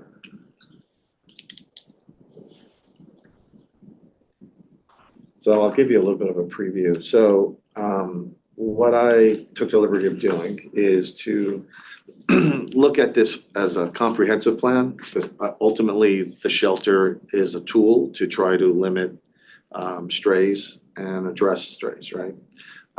And if you're, just like the ordinance that we passed at City Council for the city prohibiting the sale of animals was not a solution to strays, but one tool. And so Did you together. ever see a copy of that? Yeah, we got a copy of it. I thought we got a copy. I don't know, well, it should be in the Yeah, we got a copy of it. ordinances, yeah. Okay, I was gone, so. The majority of it wouldn't apply to you, but the basis would. Because, like, for instance, you can't have livestock in city limits, so obviously that wouldn't apply to you folks. And items like that. I don't know, there's some people out in the county that don't want livestock near them. Well, it's interesting. So what I did is, okay, how do when you create a solution, then you want it to be at least 20 years out, right? So that way you don't have to deal with this every 5 years or 3 years. And the big issue is, that I see is future growth of strays, right? And how do you help prevent it? So, I'll just send this out to you folks then. Okay, so the mission is to establish a 20-year plan to address future growth of unwanted dogs, cats, concurrent with preventative unwanted growth of this demographic. So that could be including neutering and spading and so forth. So in order to do this, we already have a shelter right now in Quincy, and we will theoretically have a newer one in Moses Lake. So those two together would be the core foundation of this plan. Now, the question for both of them would be okay, do they leave room for future growth? Right? Can they handle more? What do we do if 5 years from now, there's just more both places say, we can't handle anymore, help us.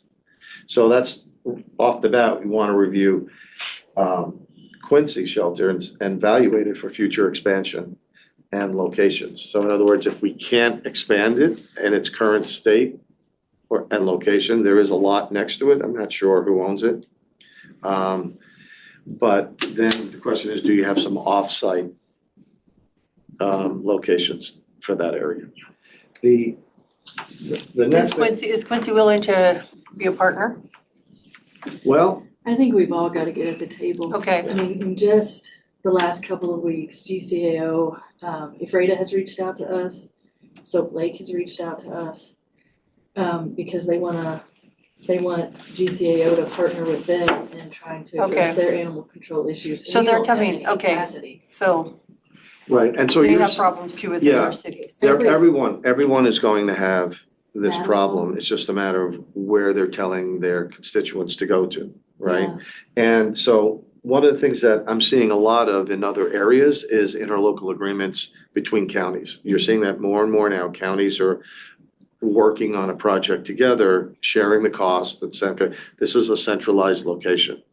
So what I'm going to say next does not have to be established right away, but it's something for the commissioners here to think about, which is to establish interlocal agreements for sheltering with nearby, with neighboring counties for cities in the upper section of Grant County, so your Cooley's area and Heartland, and then in the south, like with Mattawa, Desert Air and so forth. And so if you flip to page 2, you see the map there. You can see on the bottom there, obviously, I know you know this, but it helps with a visual, that you have Franklin, Benton, and Yakima right on the bottom. Because the reason why it's so important to have these agreements is that if somebody wants to bring a pet to be neutered, spayed, or just to give it away, usually it's a cost factor. Well, they're not willing to drive an hour and a half to Moses Lake or to Quincy or wherever. So it has to be within a short time frame, and I think that applies to all the people in all the neighboring counties. So like in the top here, possibly Ferry would be a choice to work out something with them. And I think that's the way that we have to start looking at things in order to provide the best solution and the least expensive, cost effective. So, of course, there's the issue as to whether or not counties should be getting involved in this, right? Or is it strictly a city problem in each individual city? I don't think we have that option anymore. I don't think the cities can afford it anymore. And the one thing that just was built or is in the process of being built is in Tri-Cities, the 3 cities putting up $2 million each for a $5.8 million animal shelter. So you're seeing already this concept, these cities are like our county, size-wise. Something to think about. Yeah, nobody, we have 2.5 million, 3 million We have 2.5. for, And then probably, you would have yearly meetings and, once a year, just talk with the commissioners and say, okay, how are we doing as far as this issue? What's the name of the group of municipal leaders who get together? the cities. Yeah, Grant County Cities and Towns, whatever. Well, that's ours, the Association of Grand City, Yeah, Cities and association. Towns, yeah. and this Moses Lake sends representation. Mhm. Yeah, we rotate the meetings, and we are starting to work on, But they had discussion on the animals. not yet. That's right. That's gonna be. But I've been down in Mattawa because they had a complaint, so I had to go down there and look at Okay. the city of Mattawa, but Do they have a facility at all? no, they have a shelter. I mean, it is in shade, but they have a fence and it has they're outdoors. Right. So, and it has two or three, I think it's 2 kennels. So it's roofed and it has 3 sides opened in the front and then but I think everything down there. most of the animals out there it was in the summer when I was there. Okay. So I don't think they have heat in the summer. I don't know if they have, because it was in the summer. They have the, Yeah, and the Quincy one is small, so, What, 10 animals or? I don't know, it's a small I don't wanna structure. speak for Quincy, but I thought it was like 20. Probably that looks like the size that's the most it could handle. Cats. So I did meet with Tom Gaines today to kind of go he said he over. met with you today at 10. Yeah, that's right, so you're all over it, okay. I'm not all over it, but he said, I'm meeting with Victor today Okay. at 10. I'm like, I'll see you later. So I wanted to see where you folks were at, and then I wanted to run by some of the concepts I had for the new structure as far as cost savings go. And so when the architect, this actually wasn't even it was an engineer that actually did an example of one, I should say. So I had said to him, if we put a triple wide in that position before the kennels get put in, so that's the main structure there, instead of building it on site and building it up to that minimalist, ultra modern kind of look, but we have a triple wide, we can purchase that. And then you're not subjected to prevailing wage, it's their wage, you're purchasing. I don't know, because maybe, but the city of Royal City purchased their golf course. And it's like a double wide or a triple wide. Right. And they had to go back and pay some type of prevailing wage. Something had to be done, it was different, and the cost was extremely high for a mobile unit. Their Was it golf the course. setup Or was it I don't because know, the but it unit was- itself should be a purchase? I mean, I don't know. Is but it was- there, I mean, there can't be a different price. well, that's the other thing too. It's like, we were going back and forth. I said, if they show 10 invoices where this is what the cost is per square foot for this, how can they charge Government. citizens of a county or a city twice as much? Maybe when they're working on it, they have to pay prevailing. I think because some of the contractors will work at regular rate, then when they're prevailing, they do get, most of the employees that are Right. working at prevailing wage, they do like the prevailing wage because they get paid a lot more for. So I had asked them, like the way I would have done it, assuming we can do it this way, is also have them, most of these places do the install. And so their prices for installing are probably going to be less than so-called prevailing wages, because they have a whole package that they kind of put And that's a together. possibility. I just know And I'm not some saying, grant money that I think was SIP and Right. they had to do prevailing. it might have been also the grant that does, like ARPA is very, very specific on that type of stuff, but maybe not, I'm not sure. I was So, really surprised. A yeah. mobile unit. I believe you, because we were discussing it. So the only way we're going to know is this, after this presentation, if you folks think that's a good idea to pursue, then he can try to do some numbers and see, okay, where we're at using this concept. Because he's using $400 a square foot on average, and which is insane. That is a commercial price, not a residential price. And I just threw a number out that, even if they're at $250 a square foot on this triple wide, that saves us $500,000. Saves us $500,000. So, and that's not including some of the other things that we can do, like for instance, with the concrete, for instance, we can get donations on that. We figured about $60,000 worth of concrete would be needed for this project, ballpark. Can you on prevailing? See, this is, I think, the biggest hangup. I don't know if whether Grant County said it needs to be prevailing wages. The city of Moses Lake attorney said it does not need to be prevailing wages. So that's kind of where we left If we it. built it. Yeah. And when I say we, GCAO. If GCAO built it, it would. Right. Yeah, so there was a difference in the opinion between the attorneys. Now, when we left that conversation, I think the last one we had was probably like May, June-ish, somewhere around there. I thought it was like 3 weeks ago. No, that was an operating. Oh. Totally different. So when we left that conversation, and it was, I guess I felt like the whole room sort of shift to, all right, it's gonna be a prevailing wage project. That at that point, what was shared with me is that the county would take it over. And I had some follow-up conversations with Tom Gaines. And then it just kind of went dormant. I wasn't sure if there was. Well, he's looking for direction from you folks. So before he can do anything, he needs you folks to say, okay, let's pursue this or not pursue I it. thought Tom was gonna join us today at our meeting. We didn't say that, did we? The other issue is, so, the first question that I put here, location, is the proposed location large and wide enough for what we're really trying to do? One of the things that he had said to me is there's a number of potential projects around the location. One of them being a potential landing port. I think Tom Dent had talked about that, right? And I think Jim has some other projects in mind. So you're going to have to establish, which one is going to be the first one to go in to make sure that there is enough room for this. And I don't really see the potential for growth as far as adding on to this unit based on what I'm hearing about other projects.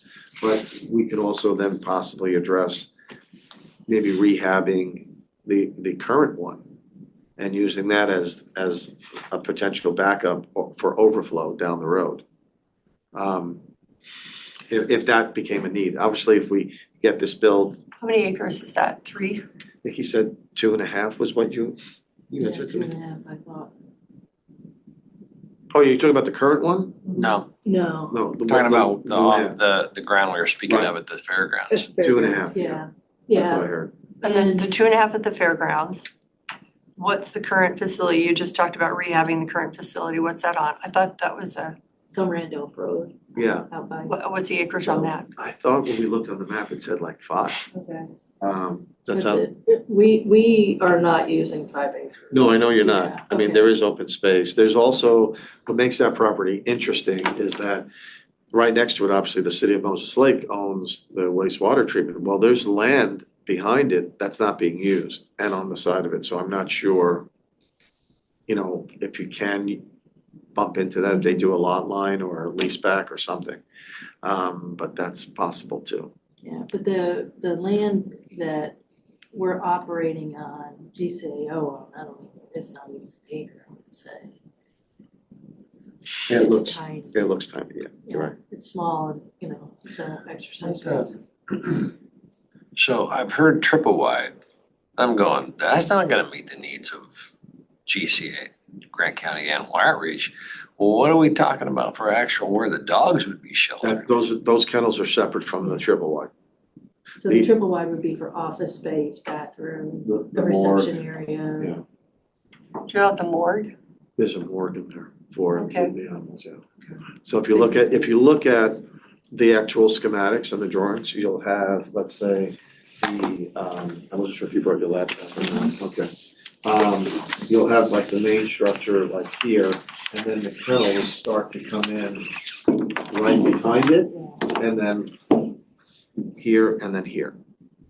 So really, the main structure is the biggest cost factor. So the kennel, aren't the kennels, I thought the kennels were under like a steel building. Yes, Okay. yes. So, but he didn't have numbers for that. So We're late. I thought you were invited. I'm like, Sorry, we were in a budget fault. meeting and. You too. Good to see you. Enjoy it. You can sit at the table, Andy. I just came by because I knew Sarah was gonna be here. So your timing's pretty good Oh, because good. we went through the kind of the plan Okay. and then also now we're going over the logistics of the actual structures themselves. No, you So don't. Sorry, Andy, our chief accountant, used to work for Sarah, so. Oh, okay, There's gotcha. a little reunion I going on was about to there. say, catching up time. We were just, The corner at We were Daddy just Way, working it's on the fine, budget and just shortfall. have it over here because, it's easier to reach. Oh, absolutely. Oh, that is. Anyway, so her question was the steel pole buildings, where the kennels would be. So being separate from the big cost factor, which is the actual, working environment, one, right? So I kind In of, like an admin building. Yes, I guess that's the best way to refer to it, yeah. so we could have like a space for meet and greet, we could have a space where we can have our board meetings, and there can be 2 offices, a couple of bathrooms, a break room, things like that. Because the way he designed it was 3,700 square feet. And For the office area? that whole. Yeah, for that office reception. All the big one, right? I can pull it up if you, I can go and get it if you want me to go and get it. if that's up to them, if you wanna, Well, it might be helpful, yeah. I mean, just so you can. got it handy. Thanks, Victor. Tom's like, I just got here and I got. Well, I know, but I mean, if you can see it Hey, though. we wanted to get his steps. Going back to something you were talking about, Victor, was this cooperative arrangement, kind of things with counties. Right. One of the things that I see is that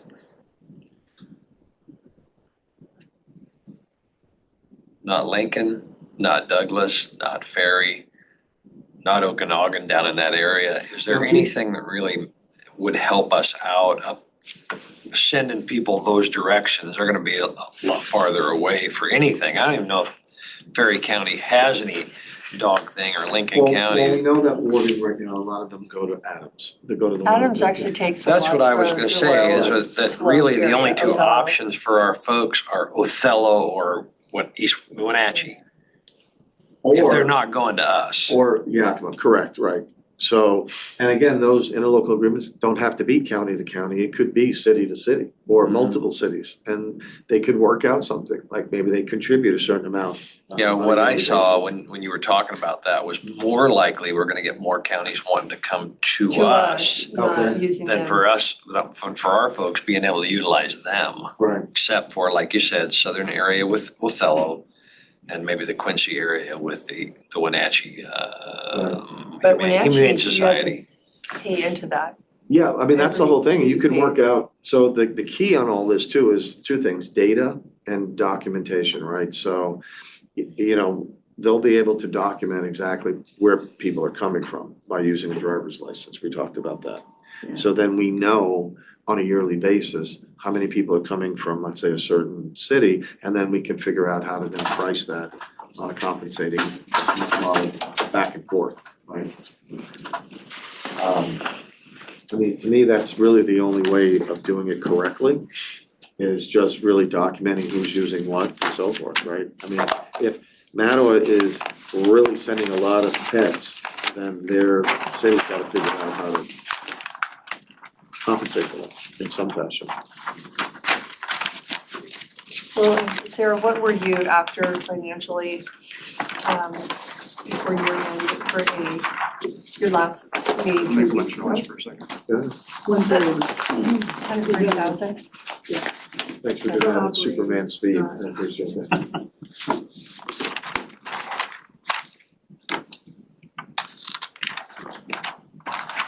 If there's anybody that has continued to bring plans So like this this is before us the for the last 3.5 years, is Tom. 38, 37 was just this. So many plans.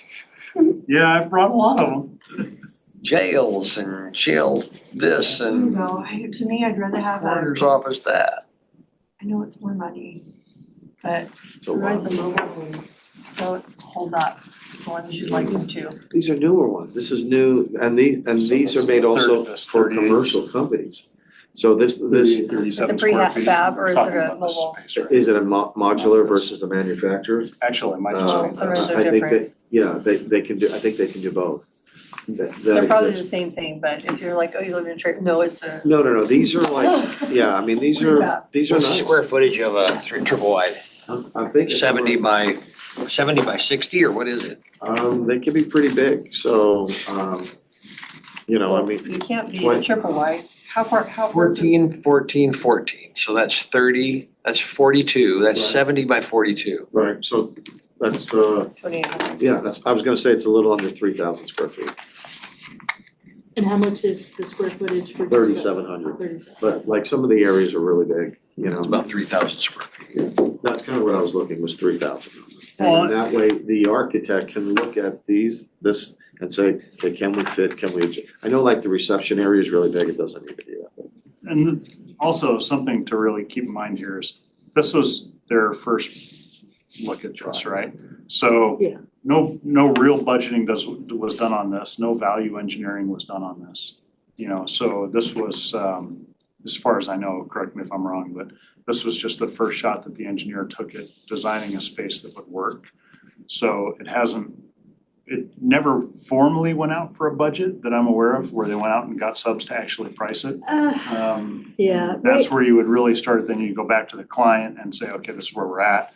And then you say, well, let's value engineer and try and bring some of these And costs that was, down. that's why I wanted to meet with you, because I wasn't sure if the layout of the lot or the proposed lot at the fairgrounds was taken into consideration when this was designed. Yes, So- this was designed Okay, perfect, for okay. that parcel.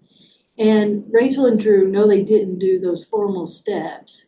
However, based on their experience, they were thinking this was a $2.2 million project. And then where it went sideways was prevailing. So interestingly, and I don't know, and I don't know where they got their budgeting, how they did that, but when I spoke to the engineer, I told him, I said, I see like 3 to 3.5 million here, and he said, that's easy. So so I don't, there's a disparity in pricing that he may have been taking into effect, knowing that I was with the county and that there was gonna be prevailing wage. So it, you know, you can, what's 2.2 million plus 40%? Yeah, it was. 8 million. Well, you're typically adding on most projects, you know, in Washington State, for prevailing wage, you're between 35 and 40% that you're adding to the funds. Is somebody breaking out a calculator there? I was, I yeah. don't want to know, it's gonna be bad, it's gonna be more than So what I we was just have. mentioning before he came here that. What do you say, 2.2 times in 40? the Tri-City Herald, there's an article on the Tri-Cities got together and put out a plan on one. And it's 9,600 square feet. Wow. But it's all one giant like 3.08. steel pole building. Yeah. That's why they incorporated everything in that. And at 5.8 million. Wow. Yeah. 3 million. Yeah. Yeah. 2.2 with 40% of voters. 3.08.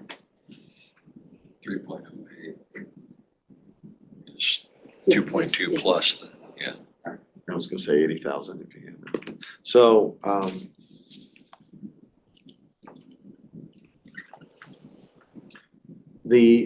and again, depending on how his numbers come out when he does the first estimate cost on it, if we had to, worst case is we could maybe put half the shelter units in there and then the following year, maybe add second group. That's what I'll have to look at.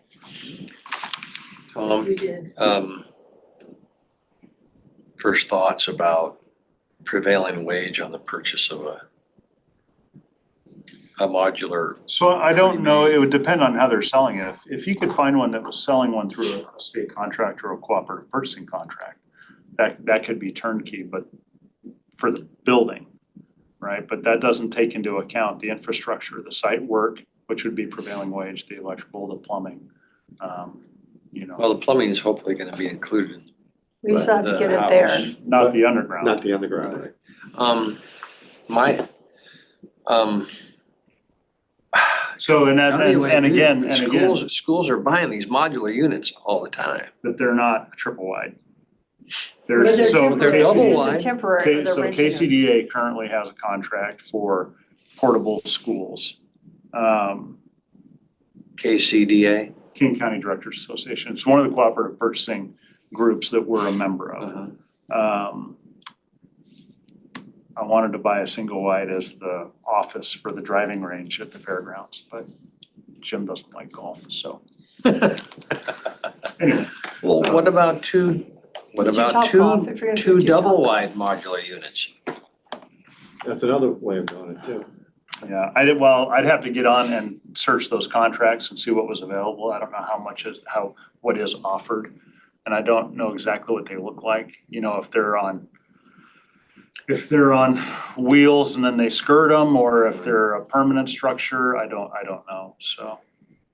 Because I also included in here as a thought, an additional thing is to have, let's say, a single wide that would be on the side, let's say on this side right here where the kennels are, and that's where the vet would be. Because I know Jim was talking about it'd be great to have a large animal vet, but what I'm thinking about is having a deal set with a vet, let's say, right out of school that doesn't have a practice yet, or an older vet that's just looking for, I know Tried it out. Kennison was saying she knew of one that she thought would be perfect for that. That would do neutering and spading for free in exchange of free office space. So especially for somebody new, when you come out of med school, you either have to buy into a practice or try to start one on your own. And that's super expensive to do. So this would be one way to do that. The vaccination we would have to charge for. But as far as neutering the spading, that could be a good deal. So we got as many animals as we could, within only certain cities would be allowed to participate in that. That theoretically would be part of that overall solution to try to keep the number of strays down. And you said something that struck me. You said in Wenatchee Humane, all of those municipalities contribute.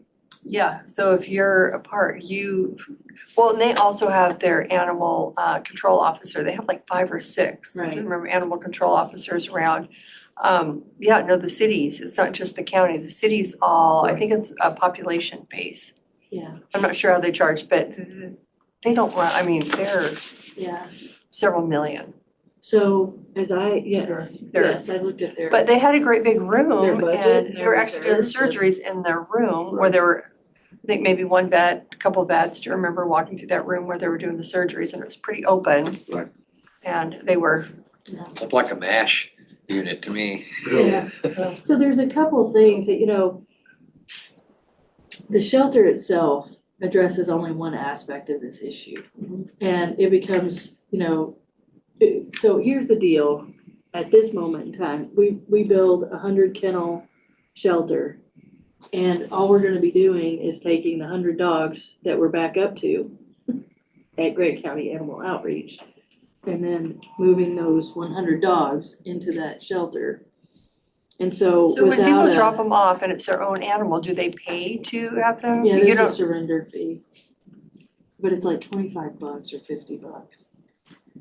It's not very much.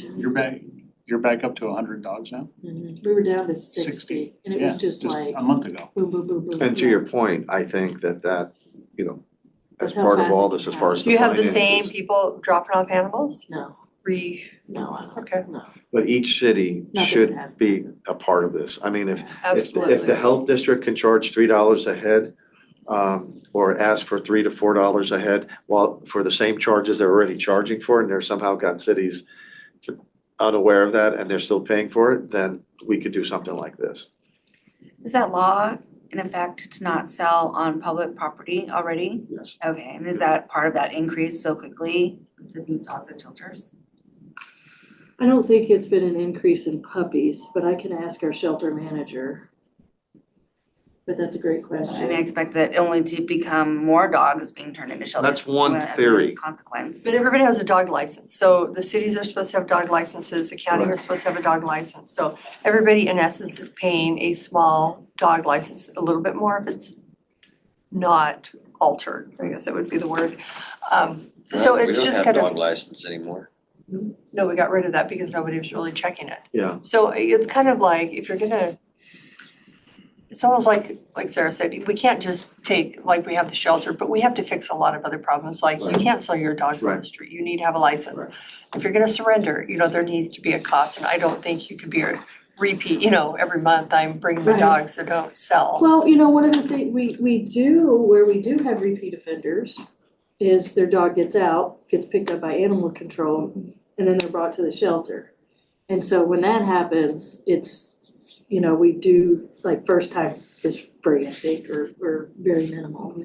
But then the second time, the third time, the fourth time, the fifth time, and we do have a dog that was brought in 5 times, and that the penalty for that was so high that they never came and picked her up.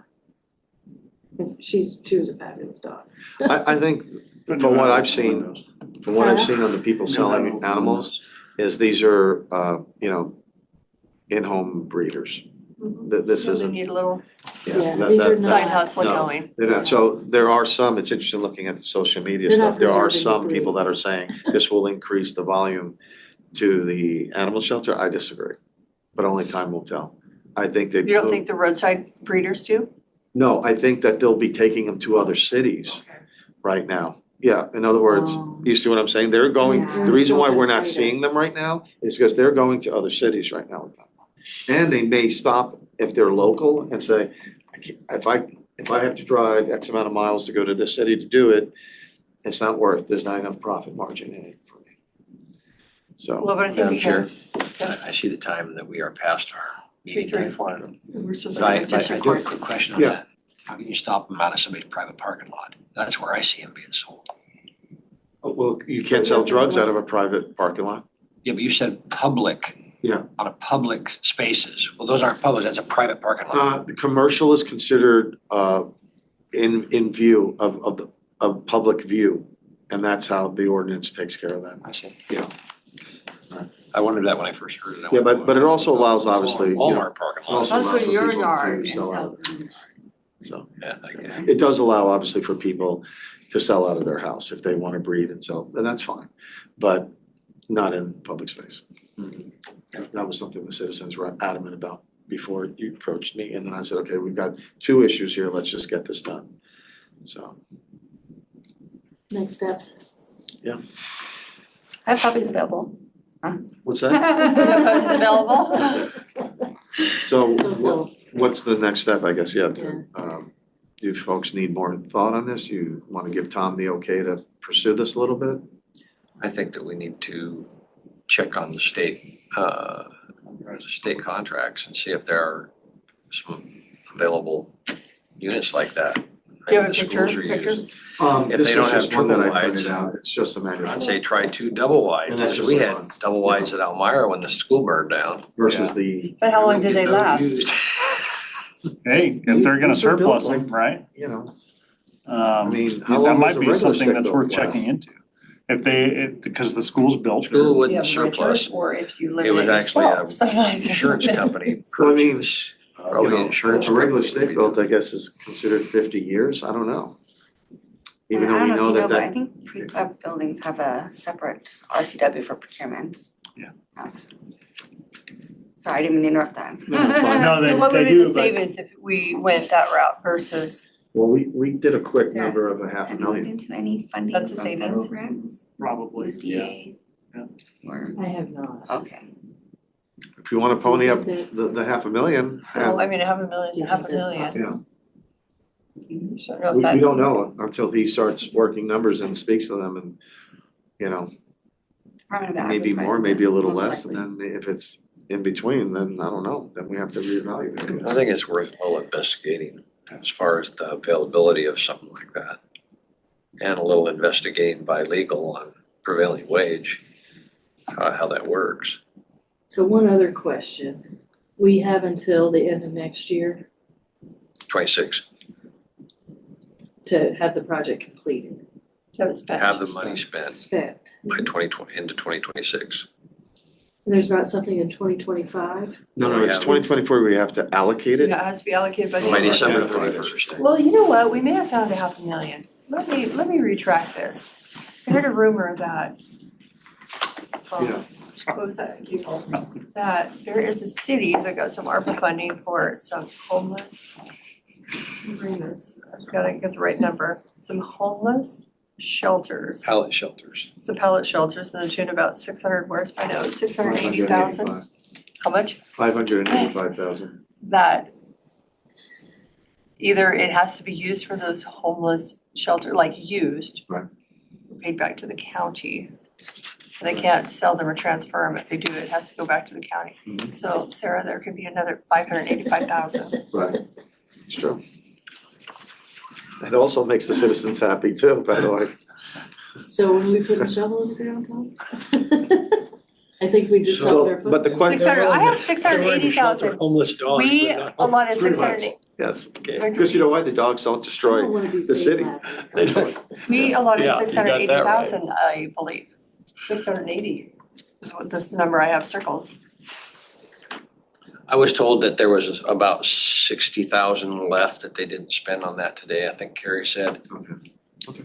I don't disagree with you. If you have a We number should in front put of you. some pressure on the city to come up with that amount, and then we can reallocate, I- then we could do I think it. that's Not that I already- want a $5 million That's, animal that's shelter, but.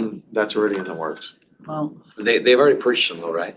So they're gonna have I to am sell just them. I know you don't They're wanna, being so I'm just surplus. gonna throw this out there, right? I know you don't want a $5 million. So there's, animal they're not gonna be able to Well, surplus them so But much they how paid much for them, will research they? have we done into the Probably, surrounding larger yes, counties, because what they're doing? Like when Spokane, the big Illinois, push, when I was much in that greater than first $5 task million force meeting shelter. was, if we buy them right now, 5 million? they're gonna Oh, be I think so. 10% more. I think what I might do, as a After matter of this fact, I date. might even do it this But afternoon, is I try and just reach feel out. like So, because I know the city of Burien was looking for Structure 38, versus, and that's when I told the city manager, you may wanna give them a call and see if, they wanna take ours, yeah. We have a homeless one of our. I'm wondering about our next meeting, Madam Chair. Are they here? I don't see I don't them. think they showed up. Who's that? District Court. They usually are right here. And it's a judge. But let me Are they do here? some, Okay. let me do some digging and, Okay. see where we end up. When can we reconvene? Well, okay, Sarah, I'm more concerned about the $130,000 because we haven't done anything on them. So Danny, how would you like to proceed forward with the 130,000 for animal? Because they feel like we kind of like, oh yeah, it's down there, but we're wrapping up our year. You're asking me what? Am I gonna say yes to $130,000? Thanks, Danny, I No, but I think we appreciate need to make a decision on that. Did you? Somebody get wanna make a something? motion? No, Make but a motion, did we Vicki. put it on So this is our for the operating. roundtable? Yeah, no. I don't think it was on a roundtable. It needs to be on a round table. Did you send a letter requesting it? I did not, actually, yes. Okay. Well, that's how the easiest way for us to take action, so we don't forget. If you want to send an email to You obviously made this approach as well to the city. So not, I had a meeting, well, Victor knows about it. And I had a meeting with Michael Jackson at the shelter to talk to him about it. And that just happened last week. So I'm about to go out for about 10 days on a related to a medical issue. So I'm gonna be off the grid, so to speak. And the treasurer of GCAO and the VP of GCAO are supposed to convene with Mike during that time to kind of give him. I kind of assumed when we left that meeting that it was gonna be a split split? request. I think the city is open to it. Okay, so Just split it with us. I don't know. I'm just saying. Commissioners, I I'm know- sorry for interrupting. I just got off the phone with Desiree in district court. And she said that, first of all, that she's sorry for being late, but she was wondering if you guys wanted to cancel her update or if you just wanted her to come down and give an update about what's going on with the court system. But she said that's really all that she would discuss. we can just reschedule it. Okay. Okay, yeah. Danny, are you okay with that? Yep, we can catch up another day. So the challenge is that meeting with the city council, they have their meetings twice a month. Yeah, and my experience has been, I mostly work with the city manager on that. And so I put in my request to meet with Mike and we just had that meeting. I know the council would certainly be a lot more open, I would think, to that. To have If these, they know that we're actually moving forward on this, because there seemed to be what's going on. yeah. Okay, so Sarah, would you just like to send a letter, or have somebody send a letter to the commissioners? You can go upstairs and write a quick little note. It'll get on our consent agenda for next week, requesting 130,000. And then I guess if the city wants to, just so you can keep going, I think the city manager would have to bring that up to city council and somebody would make a motion about it. okay, but at least if we can get going on it, or maybe 70,000 with the intent that maybe we need another 70,000 at the city. I just wanna make sure, because if we don't have a place to bring animals, we are gonna be in a world for rich people. Sometimes we have animals that we don't have a holding facility. And then, so Sarah, if you could do that, we can take action on it next week, or kick it down a week or two, but at least it'll be on our agenda. Is that to Barbara or? Yeah, Barbara, Caitlin, or Brittany. And literally, I can give you a piece of paper if you just want it. I can do it via email. Yes, there you go. I'll do it. Just so we have that record. And then what do we want to do on the animal? I just feel like we talk about this and it's like, okay, we'll meet again and. Tom's going to check in on the rules. Yeah, I'm gonna check on that and do a little research. I'll reach out to, if I can get the name of Okay.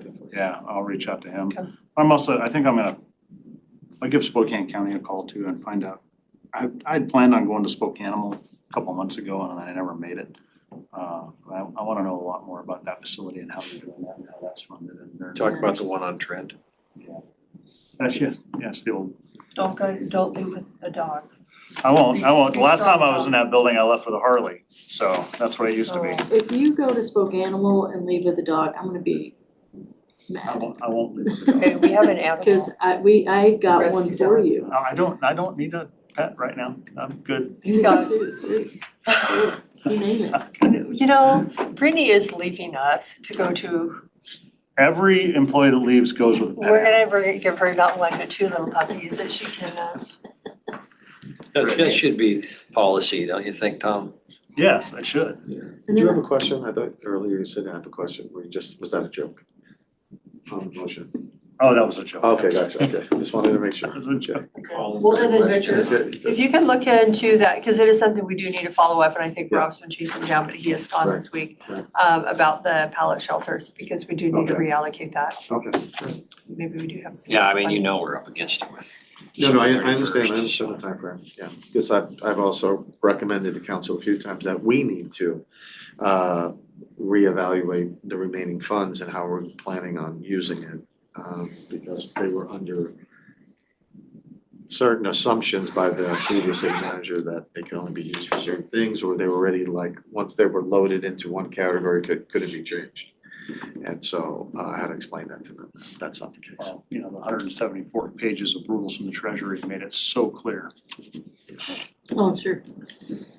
I don't note any sarcasm in his voice at that point. Well, our expert is no longer here, and that would be Janice, so, Janice took over. We She have, was by very the way, helpful. Victor, you know, Wasack has been very helpful. They have a guy that's kind of their ARPA guru, and he's been helpful to us. You guys need any? Hi, Janice. I just called Janice. I know, right? I will still ask her, like, she is very Oh, knowledgeable. call Janice? Yes, that's it, yeah. She did the research. Yeah, well, yeah. I also Janice- have a contact at Treasury, so if I needed to confirm something, I would email and I'd get the information right back, so. Verify. Yeah. Okay. So, So then what's the follow-up? So we got a next step, what's the follow-up? Tom will reach out to Victor or we get back I'll get the number together? and then he'll start working on. Yeah, I Well, if you can, I get can, back to Victor and Sarah both. I can do that. Okay. However you wanna work that. Okay, I can Thank you, include Tom. you on the, copy you guys on Okay. any email. So, if you email me before the 17th, you may not get it, but I will, Someday she'll answer. yeah, just after that time. I gotta Focus. do what I gotta Okay. do. I would make another sarcastic comment, but I will not. Has nothing to do with you either, so. Well, I appreciate you two finding time in your schedule to meet. I'm saying that seriously. No, you can't make a comment like that and what? You don't have a dog in this fight, what? Do we have any online callers? Yes, you have 2 call-in users. Zip it. And a possibility it'll be on the YouTube channel. I'm quite sure I will be on YouTube channel. Okay. Well, it is 3:47. We are in recess until tomorrow at 8:30 a.m. with the prosecutor's office. Manny, you wanna hit that off? The microphone and the